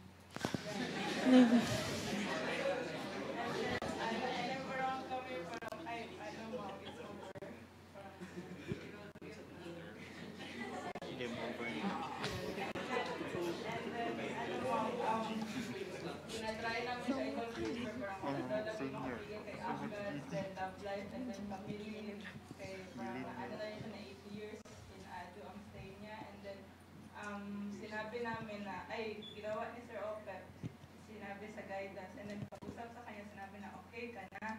Tapos sabi niya na parang wala na, I'm decided. Tapos ngayon siya na, if that's the case, sabihan namin parents mo. So parang natakot siya na nagkariyan na siya na, okay na ako. And then parang yun na ang talk nila, so sabi ko na baka lalo siya mapaagay yung Oh my God. Yun lang yung concern namin, ma'am. Thank you, Ms. Leng Yu. So I have noted 5 concerns from the EA representative. First, on the case of plagiarism. Second, on the matter of valid excuses for quizzes or exams. Second is the SEC offices. And lastly, for guidance office services. Who would... Yes, ma'am. From Ms. Leia Parada from the guidance office. So this is from the engineering division? Yes. Okay. School of Engineering. Okay, because there are really cases in which the counselor's practices judgment. Okay. For example, if the client is really extremely capable of self-harm, we really have to inform people who are significant to him because we feel that during the time he may be irrational and he can make decisions for himself. So we need an adult who can make decisions. No? So we have a program, the Life Always Matters program, and we are really involving the parents on the, because if you are considered students at risk, then we really need to pay extra attention to you. No? But still, this is still with the judgment of the counselor. So, the fear is, kung malaman ng parents niya, baka lalong mag-trigger ng suicide. Kasi case-to-case basis talaga siya. No? Talagang, if you consider that an urgent concern, emergency situation, we really have to inform. Okay, we really have to inform. In our code of ethics, that's the only thing. If we feel that the client is in danger of himself, we really have to inform. So I'm also trying to make an appeal to those who are, you have your friends, okay? And then you feel that they are self-destructive and you feel that they are very desperate. Even though miingon pa na, ug ayaw ing na ang akong parents.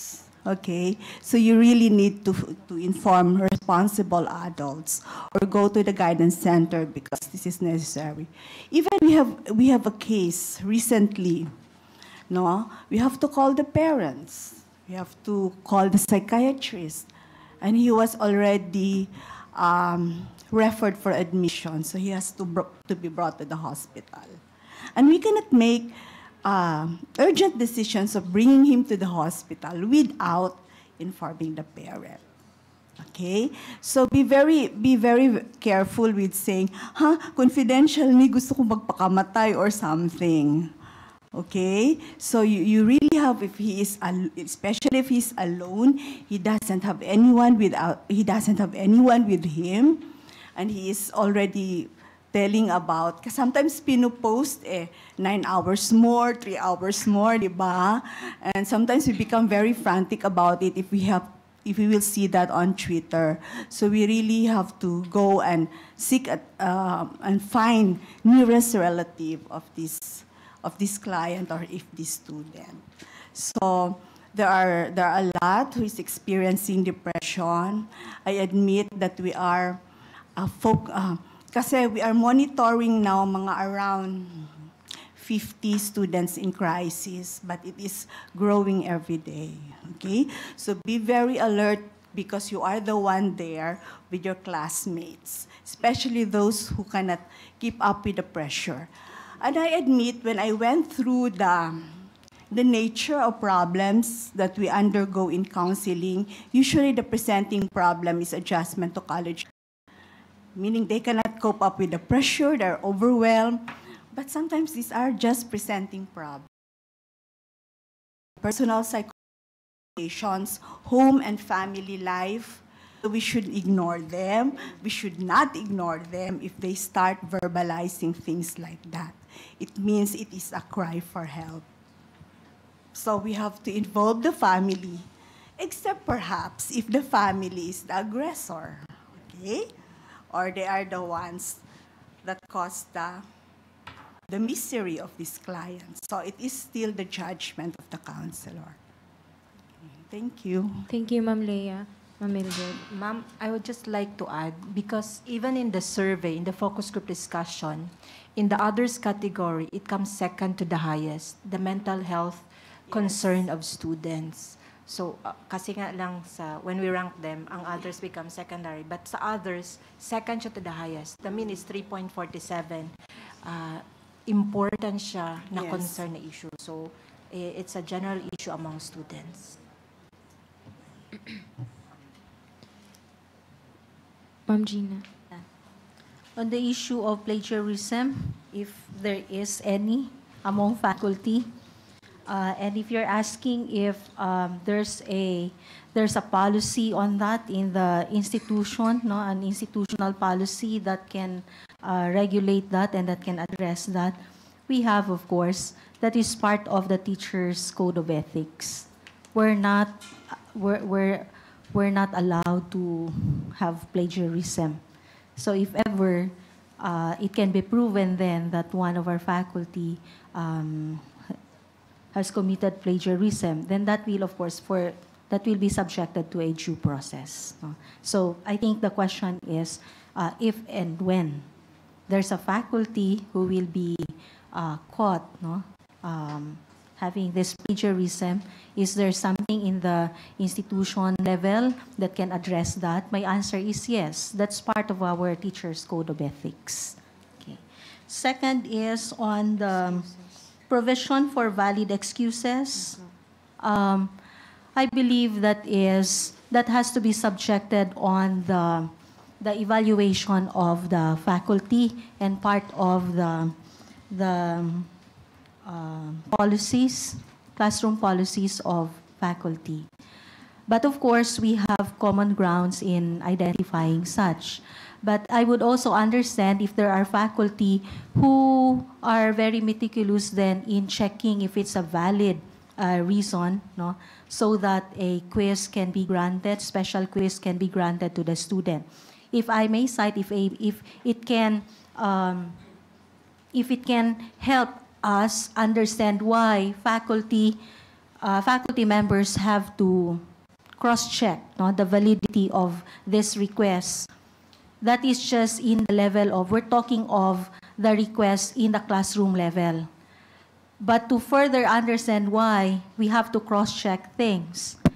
There's one case that happened in the institutional level. A student is graduating, and then I don't know what happened along the way. The student actually requested for a withdrawal from enrollment. The reason that was cited was, and it was granted after further evaluation, no, up to the level of the AVP. It was granted because it was found out, and the reason that was given to us, na namatay yung lola niya. And a year after that, almost the same thing, same case. No, it's now the Lola who came to the office of the registrar and said, napaiyak yung Lola dahil pinatay na siya ng kanyang granddaughter. Therefore, you would understand why teachers have to cross-check everything. So that has to be further in that case, that will be subjected to the evaluation of the faculty. Thank you. Actually, Ma'am, it's worse. It was the mother. Mother, hindi grandmother. Mother daw namatay. Thank you, Ma'am Gina. Yes, Mr. Espino. Ma'am Gina, I would just like to clarify regarding that because actually this school year, we have received around 2 cases regarding that, questioning how valid, a death in a family, hanggang saan po yung level na pwede siyang ma-excuse from the classes, and do we have an official policy regarding that? Kasi for example, if your mother or direct family members, I think there is consideration naman po, di ba? Pero for the student kasi, she was not granted valid na hindi valid po daw yung absence niya just because someone in the direct family na namatay. What can you say about that? We don't have an absolute policy for that, no. But definitely, if let's say I was the faculty member, and then I really nakita ko talaga yung katotohanan noon, no, then why not give the special quiz? So in cases like that, if that is not settled in the level of the faculty, we have the department chairperson. So the student can approach to the appropriate department chair. And then if it will not be settled, again, up in that level, we have the assistant dean, we have the dean, but I don't think it has to go up to that level, no? Kasi I think the teachers naman would know the validity of the reasons. But definitely, if there's if the absence is caused by, let's say, there's death in the family, so it's so inhuman naman din for a faculty not to give a special quiz, no? So I don't know what's the context. I don't have the full context of it, so I cannot give complete comment on that, no? If you want for a specific answer on that, then please provide me the complete context. Thank you. Well, it's just something that always keeps on cropping up, and the general suggestion lang po kasi na binibigay po namin is to talk it with the department chair, or if they would really want to clarify it, perhaps they could consult with Attorney Ira of the Office of Student Affairs. Pero so far, yun lang po yung Thank you, ma'am. Another issue po is yung sec materials, where to store, and sec office. Yes po. Yes, engineer. Hello, good afternoon. Na-clarify muna kasi kanina sinabi niya office, pero yung justification niya storage. So let me know kung ano ba talaga ang kailangan. Working area for Student Executive Council, sir, where they can hold meetings and they can store their materials at the same time. Siguro for the meantime, masyado tayong puno, pero we will look into that. Give us a formal request, then I will talk with Sir Bong if there's a need to put that an office. Pero most probably, baka next year available na rin kasi may maraming vacant. Pero for now, just provide us a formal request. Ilang area ang kailangan, good for how many people na mag-occupy. Baka we can find some place. Thank you, sir. Mr. Just a point of clarification, engineer. Kasi for the previous years po, this has been something that the Samahan has been requesting. However, due to the Student Executive Councils not being a formal part of the Samahan Constitution as of yet, that was the reason that was given to us bakit hindi sila mabigyan. Last year, I was updated by John Chin that there was a specific area sana reserved for the construction of storage, not for an office, however. But then hindi po nag-push through. With your statement po is for next year, would it be really possible that we would have official offices for the councils? Kailangan ko lang malaman kasi gustuhin man ninyo, mayroon din akong i-work na budget. So I need to ask approval from the higher management. That is why I need how big, anong kailangan, talaga office ba or storage. Because if storage, kailangan natin kasing i-dispose yung mga hindi na kailangan. Hindi natin kailangan i-keep kasi yung observation namin 2 years ago, may 5 office areas na pinuno ng basura sa 5th floor ng Jubilee. So that is why we decided na that area na 5 office i-convert into Dean's office kasi puro basura na eh. So that is why please provide lang kasi I need to bring that up to higher management. Ano yung specific, ilan, kasi hindi nga siya part ng ano eh, yung SAC hindi kasi part siya na nabigyan ng offices before. Pero you have to identify, you have to tell us kung ilan ang kailangan at what space at application. Okay, thank you very much, sir. What Sir Remolino is saying is you just submit a proposal, he's not committing to anything. He will look into your proposals subject to the availability of the budget, the space, so there's no commitment yet. Thank you, Attorney. Ma'am Bimbay. Meantime, while you will propose, siguro you might want to review the floor plan of the Samahan. A big part of the Samahan office is parang allocated to rest. Kung titingnan nyo, malaking part doon may may mga sofa. But if you will notice that students rest in the Arupe Hall, Samahan is should be an office, not a resting place. And if we have problems on space, then we must be able to address some of these some of the reasons that contribute to lack of space. So you might want to review again. I think, Jerry, it will be your time to review the office space of Samahan, maximize the space, and make it an office space more than a space for resting, because we have the Arupe where you can sit, where you can lie, where you do everything in the Arupe Hall, and that is not everything. Everything allowed, no? As specified in the student handbook. So try to review it kasi because we have a parang difficult parang space problem, then we should be able to maximize whatever we have right now. So Jerry, that will be my special request. You might want to, kasi yung space na yan, marami pang pwedeng magawa. Kailangan nyo lang talagang upuan.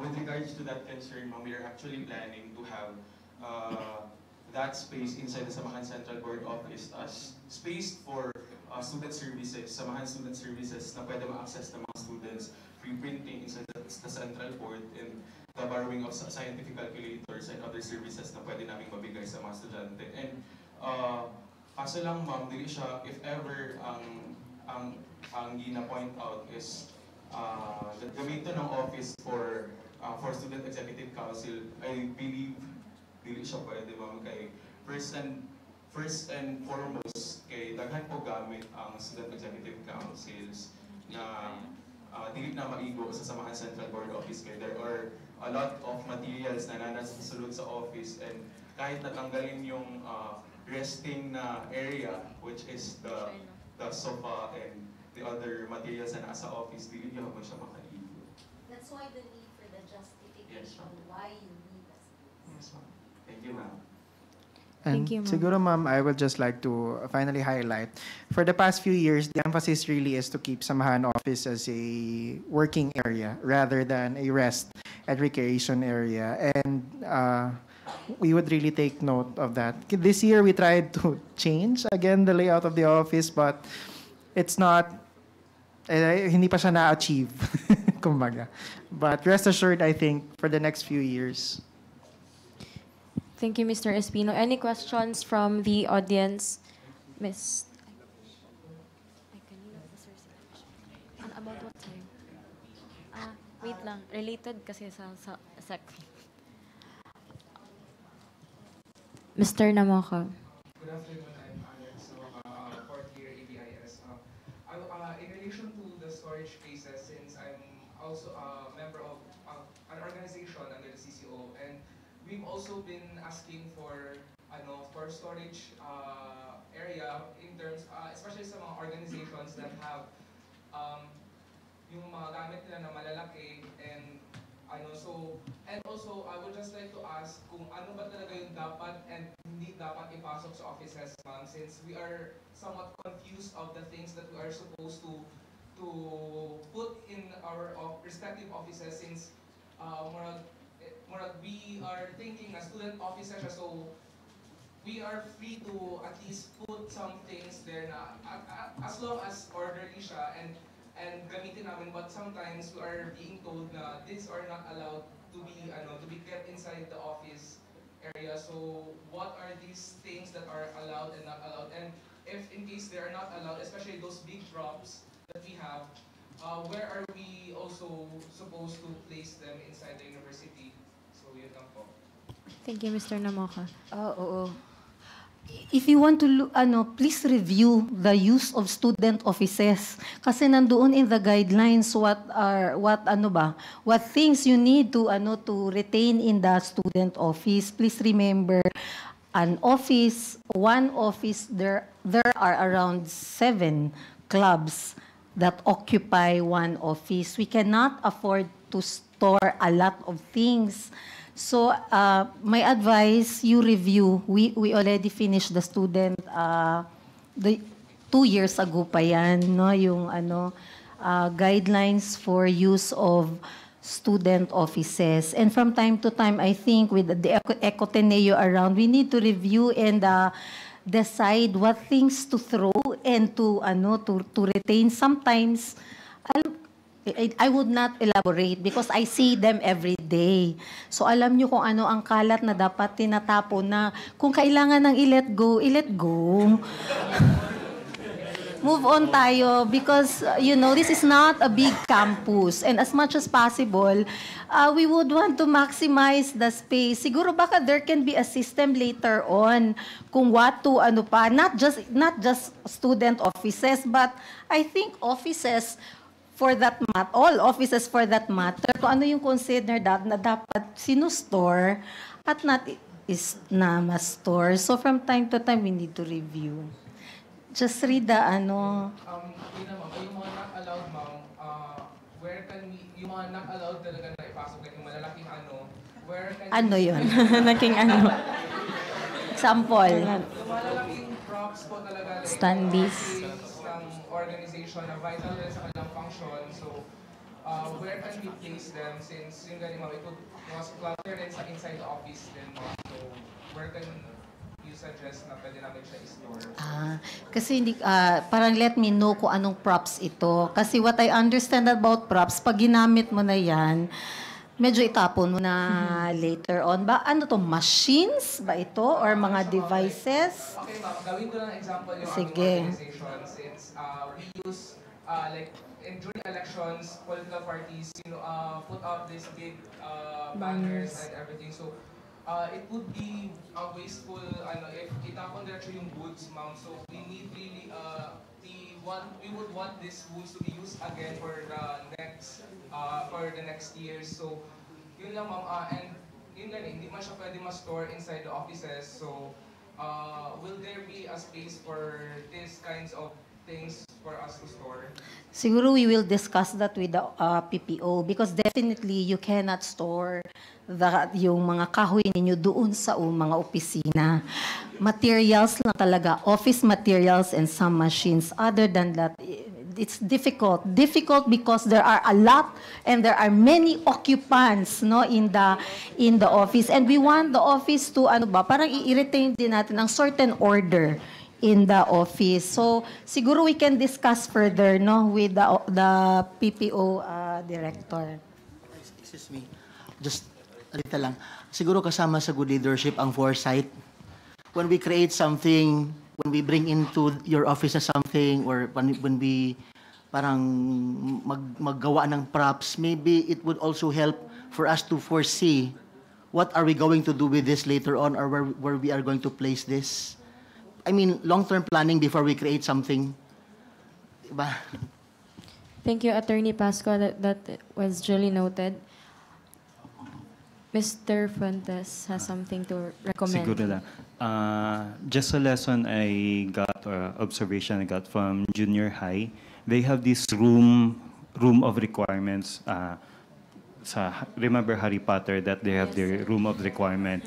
So everything, the props after their programs, they endorse it to that caretaker of the room of requirements, wherein students can reuse things that supposedly they'll be throwing away na just like what we have in the whole stretch of Arupe na every day we see them, lahat ng kalat, basura. And there are still many things, reusable cloth and woods, planks na tinatapon na lang na sayang lang, basura agad. For future ideas lang na maybe if we can have that recycling, mas proactive siya. Thank you, Mr. Fuentes. We have another question from the audience, Ms. Jana Tablingan. Good afternoon, everyone. This was concern. This was raised to me as a concern from also third-year mass communication students and of course incoming third-year mass second year. We have kasi a professional course under a professor which, based sa experiences namin, she don't have a parang technical background o parang a know-how about the subject. So ang nangyayari is siguro we have a lack of teachers na not available sa specific na subjects. So for example, she gives assignments with only parang minor outputs na we feel that do not really facilitate holistically our university yung learnings namin. So what can the admin, how can the admin address this? And if hindi naman, or if it's not a problem for the admin, what or how can the students have an alternative way or cope with this kind of issue or problem?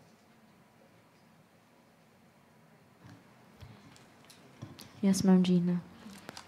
We always, number one, we have the student evaluation. We have the faculty evaluation by students. So definitely both the quantitative and qualitative results, the offices, the heads of offices will have access on that. So based on reviewing those results, we will have already an idea then if, let's say, if this faculty is a part-time faculty, so we would know if this faculty will still qualify for rehiring, no, for the following semester. The other one is all department chairs are required to observe classes of our faculty and prioritizing the part-time faculty and those who are probationary faculty. So those are our quality control. No? But the other thing that I would like to factor in is, of course, the feedback from the students, like this one, that will be that is noted. However, I just want to know what's the basis of the evaluation of the students. What's the basis of saying that the faculty does not have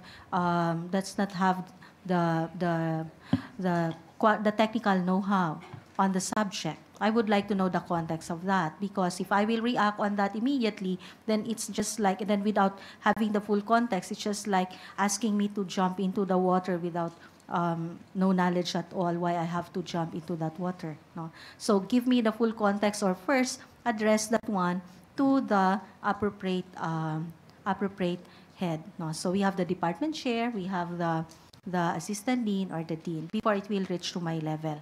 But if you are asking then what is our mechanism in checking this, we've got those two. So we have the evaluation of faculty by students. So that's why the evaluation, when you evaluate your teachers, please evaluate the performance of your teacher seriously. Don't take the evaluation as the time for you to get back to your teachers. No? Because I noticed, I just do not know. It's not yet a valid observation. Maybe it's good for us to have a study on this. Those teachers who have given high grades to students, no, in their classes are also getting high evaluation. Those teachers who have given not so good grades to their classes are getting also not so good evaluation. That's the trend that I've established. But of course, it will be a sweeping statement then if I'll say that, I'll get into that kind of conclusion. So that's why we need to have a study on that.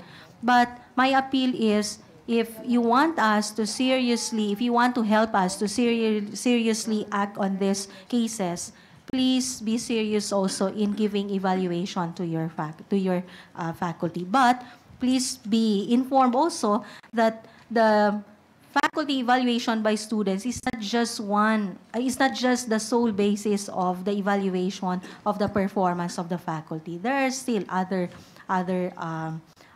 mechanisms that we install in our operation. Thank you. Thank you, Dr. Montalan. Another question from the audience, but first, we will hear from Ms. Arles first. Actually, ma'am, it is part of our questionnaire. It surfaced in the focus group discussion on the others issues where the statement is, the evaluation result at the CIS are not maximized. The academic performance of the teachers to be monitored based on their on the evaluation of the students. So that is how we contextualize our statement. So I need to I need to know also how the questions were formulated, what are the details of those questions, what are the sub-questions, because all those things will give us a sound decision then after having all those. Thank you. Thank you, Ma'am Montalan. Another question from Mr. Lavesh Danwani. So good afternoon, I'm Lavesh Danwani, fourth year BS Marketing student and also an ambassador to the Business and Management Department for ViewFinder. So we had undergone lots of people's suggestions, complaints, and concerns.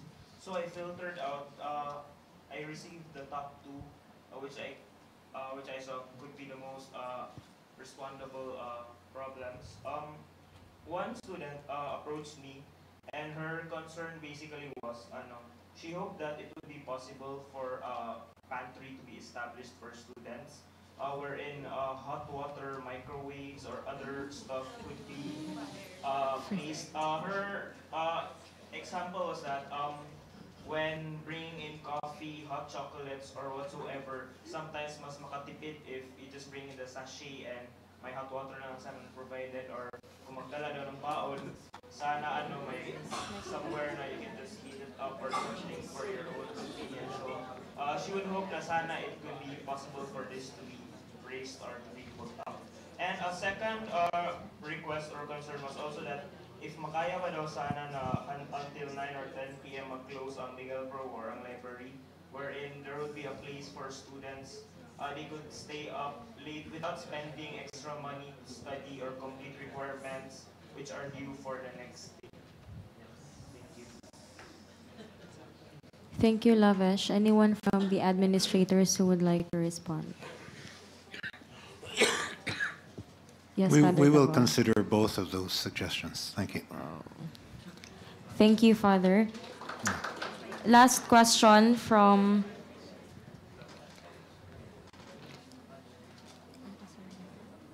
the audience.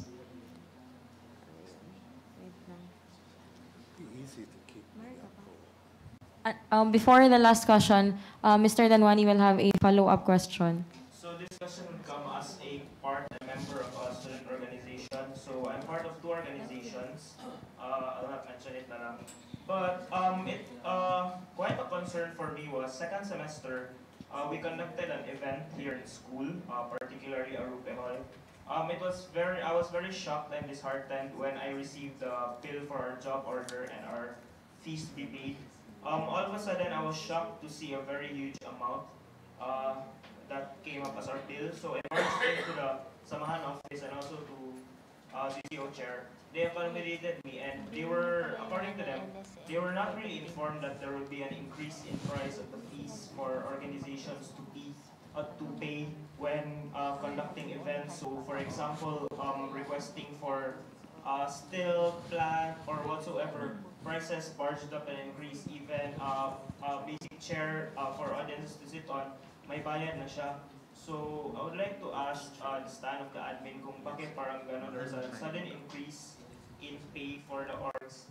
And also considering the fact na organizations, they are required to come up with events every year in order for them to renew their contract or permits for the following year. That's all. Thank you. Yes, Engineer Florian. Last October 2017, nagkaroon tayo ng changes sa janitorial, so manpower agency provider. So there were a lot of changes in the guidelines, lot of arrangement, so that the purpose is to improve yung services namin sa students. For example, we pay the janitors for the 8 hours na works nila. And most of the students' activities kasi ginagawa after 5 o'clock or after 8.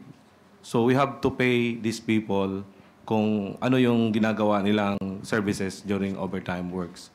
The problem was that hindi yun na-introduce sa inyo before the class so that you can prepare your budgets. Pero most of the time naman, ang charge lang sa inyo is yung labor at saka yung charges. Pero yung venue or something is, alam namin, hinihingi nyo for free for the father president no. So I don't think the cost of the services of the people of the janitor is high. Pero if that is quite high, give us time kasi bagong transition lang eh. Baka we can reduce it this coming June kasi we are on the adjustment period. Same as with the services of the people, same as the rate, magkano per hour, same as the rate, magkano per table. Kasi just imagine, kukuhanan yung table sa 4th floor or sa 5th floor, ibaba sa ground floor, arupe. So it will take time for 3 or 4 na janitors. And that's beyond their time. Hindi kami kumukuha ng mga tao na nagtatrabaho. Kasi paano naman yung posting nila? So we use people to do your requested job order na wala na sa time nila. For example, 8 to 5. Ang gagawa ng trabaho sa 6 to 8 is yung mga taong nag-out na ng 5 o'clock. So that is why we have to charge you. Thank you, Engineer. Another question, last question. How do we define and set standards for academic freedom, especially among instructors?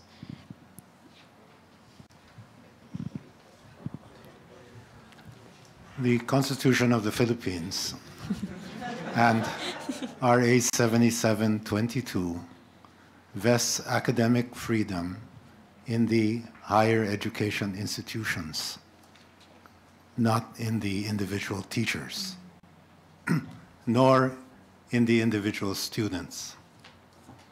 The higher education institutions have the responsibility to exercise academic freedom with academic responsibility. The academic freedom should allow the institutions as a body, a community, to search for truth, to find innovative ways of responding to problems in society, etc., etc. So while there are other countries that recognize academic freedom of teachers, academic freedom of students, that is still not defined in the Philippines. Thank you, Father Tabora. And that concludes our open forum for the Viewfinder 2018. We thank the administrators for your responses, and we also thank the audience and the students for your questions. After the responses from the offices, we will publicize a comprehensive report, including the suggestions for improvement. We would also like to thank Engineer Nante Pelapil for our snacks. Dr. Yes, Father. Before we end, may I make some remarks? Yes, Father. Okay. I have been to many viewfinders, and once again, I'd like to thank the students for putting this viewfinder up. And I mean that very sincerely. We've had some problems with this one. But I think it's because of a desire to continually improve the viewfinders, all right? There was a time when during the viewfinders you'd hear particular problems coming from particular students, like, Father, the lights, the bulbs are not working in such and such places. Father, the security officers, they're they're going beyond or their duties, or they're not doing their duties well. Father, there are the bags that students are bringing into the campus, they're not properly checked. Father, the tissues in the CRs are not being properly replaced. Father, the teachers are unfair, and the grades are too low. No? Things like that. I think that individual remarks have since been filtered. There has been a desire to make the statements coming from the students more data-based, something that we really appreciate. All right. On the other hand, the manner in which the material coming from the students is now filtered can be so filtered that the message is lost. No? This may be because I'm not reading it right, no? Or it may be because the manner in which things are said is overwhelming the message, all right? Or the apparatus in which the message is being delivered clouds the message, all right? Reflecting on what you have attempted to do, I would really, really want to come into dialogue with the students on quality of life at Ateneo, you know? But I would beg to think that quality of life is not measured by the particular questions that you have raised. You know, what is the quality of the teachers? What is the facilities? What is this and that? When you're talking about quality of life, you're talking about quality of human life here at the Ateneo. I think something very, very important. So I would like to suggest that if we're talking about quality of life and we want to do this every year in a way that we can check year for year whether quality of life is improving, I think maybe we might be, what is the quality of the atmosphere of learning at Ateneo de Davao? No? What is the quality of it? This interaction between students and teachers and libraries and counselors, et cetera, what is the quality of the atmosphere of learning at Ateneo de Davao? No? Another thing might be, what is the quality of social interaction at Ateneo? You know? How is social interaction in the Ateneo really experienced? There are leaders, there are non-leaders, there are insiders, there are outsiders, there are teachers, there are students, there are professors, there are beginning teachers, et cetera. What is the quality of human interaction at Ateneo? We built the community center, this particular community center, so that the quality of interaction could be improved.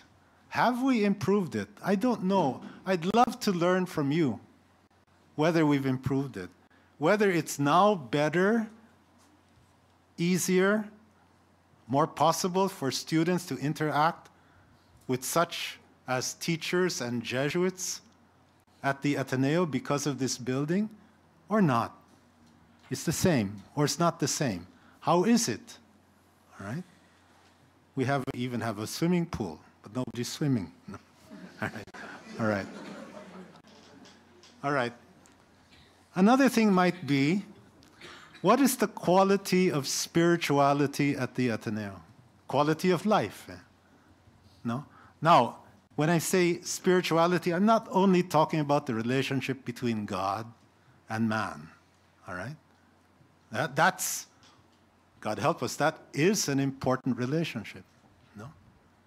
And it's a relationship, I think, which at an Ateneo de Davao ought to be cultivated and cultured and valued the relationship between the human being and God. But when I say, what is the quality of spirituality at Ateneo, I think what is the robustness of a student at the Ateneo today? How strong is a student at the Ateneo today? When we say fortes in fide, they're strong in the faith. What is the quality of that at Ateneo today? You know? We need, what is the quality of the depth of Ateneans today? How deep does it go? When they relate to problems in life, when they relate to relationships in life, when they relate to manners in which they do their work, how much spirituality, how much depth is there? Or is it all superficial cell phone, internet knowledge? No? Another good word for spirituality is grit. They're calling this now one of the 21st century ideals of learning. Grit.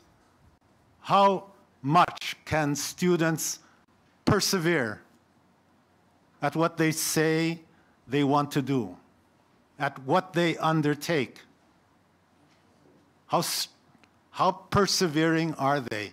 How determined are they to set their targets and to meet their targets? Are they derailed because it's so difficult? No? The teacher's so strict, you know? This is a university where the primary responsibility for learning is not with the teachers anymore. It's with the students. In basic education, the primary responsibility for learning is with the teachers. Once you get to university level, you have the primary responsibility for learning. The teachers are your coaches. It is student-centered learning. So, at this campus, how are we doing there?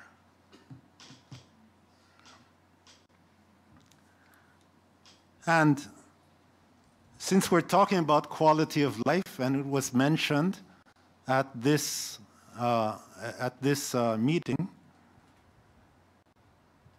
why is it in this campus that we have students killing themselves?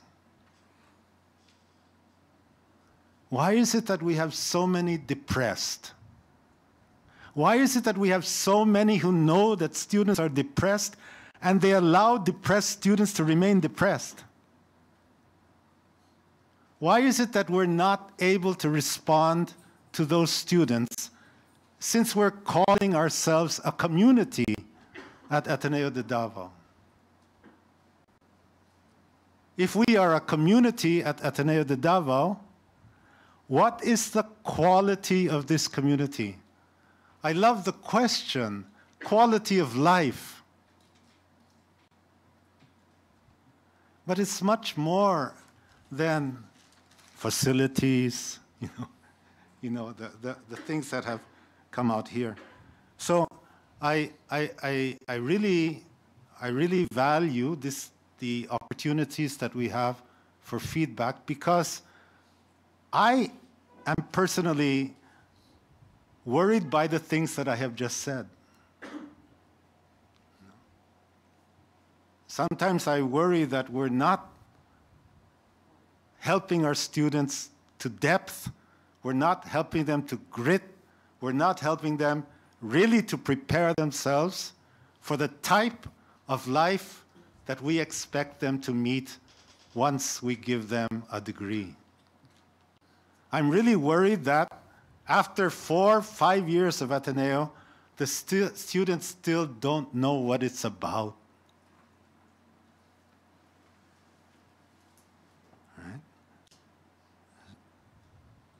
So, and if looking at those things, you can tell me, are you or are you not satisfied at the Ateneo? That would be a very, very meaningful conversation. Especially if at the end you can say, at Ateneo, I am happy. No? Okay? So I was, I don't know. I'm happy we have the viewfinder, but I think we can go to much deeper depth. We have tremendous instruments now. We have experts in research. All right, let's look at some of the real issues that we know are here at this campus. And I would really, really welcome the support and the help of the Samahan and the students, because in the end, we're in this together. We need to help one another so that we can deliver, to the extent possible, the best education possible for you. So thank you very much once again for the viewfinder. We hope that it becomes better and better with each year. God bless you all. Thank you, Father Joel, and to all the administrators, guests, and students present.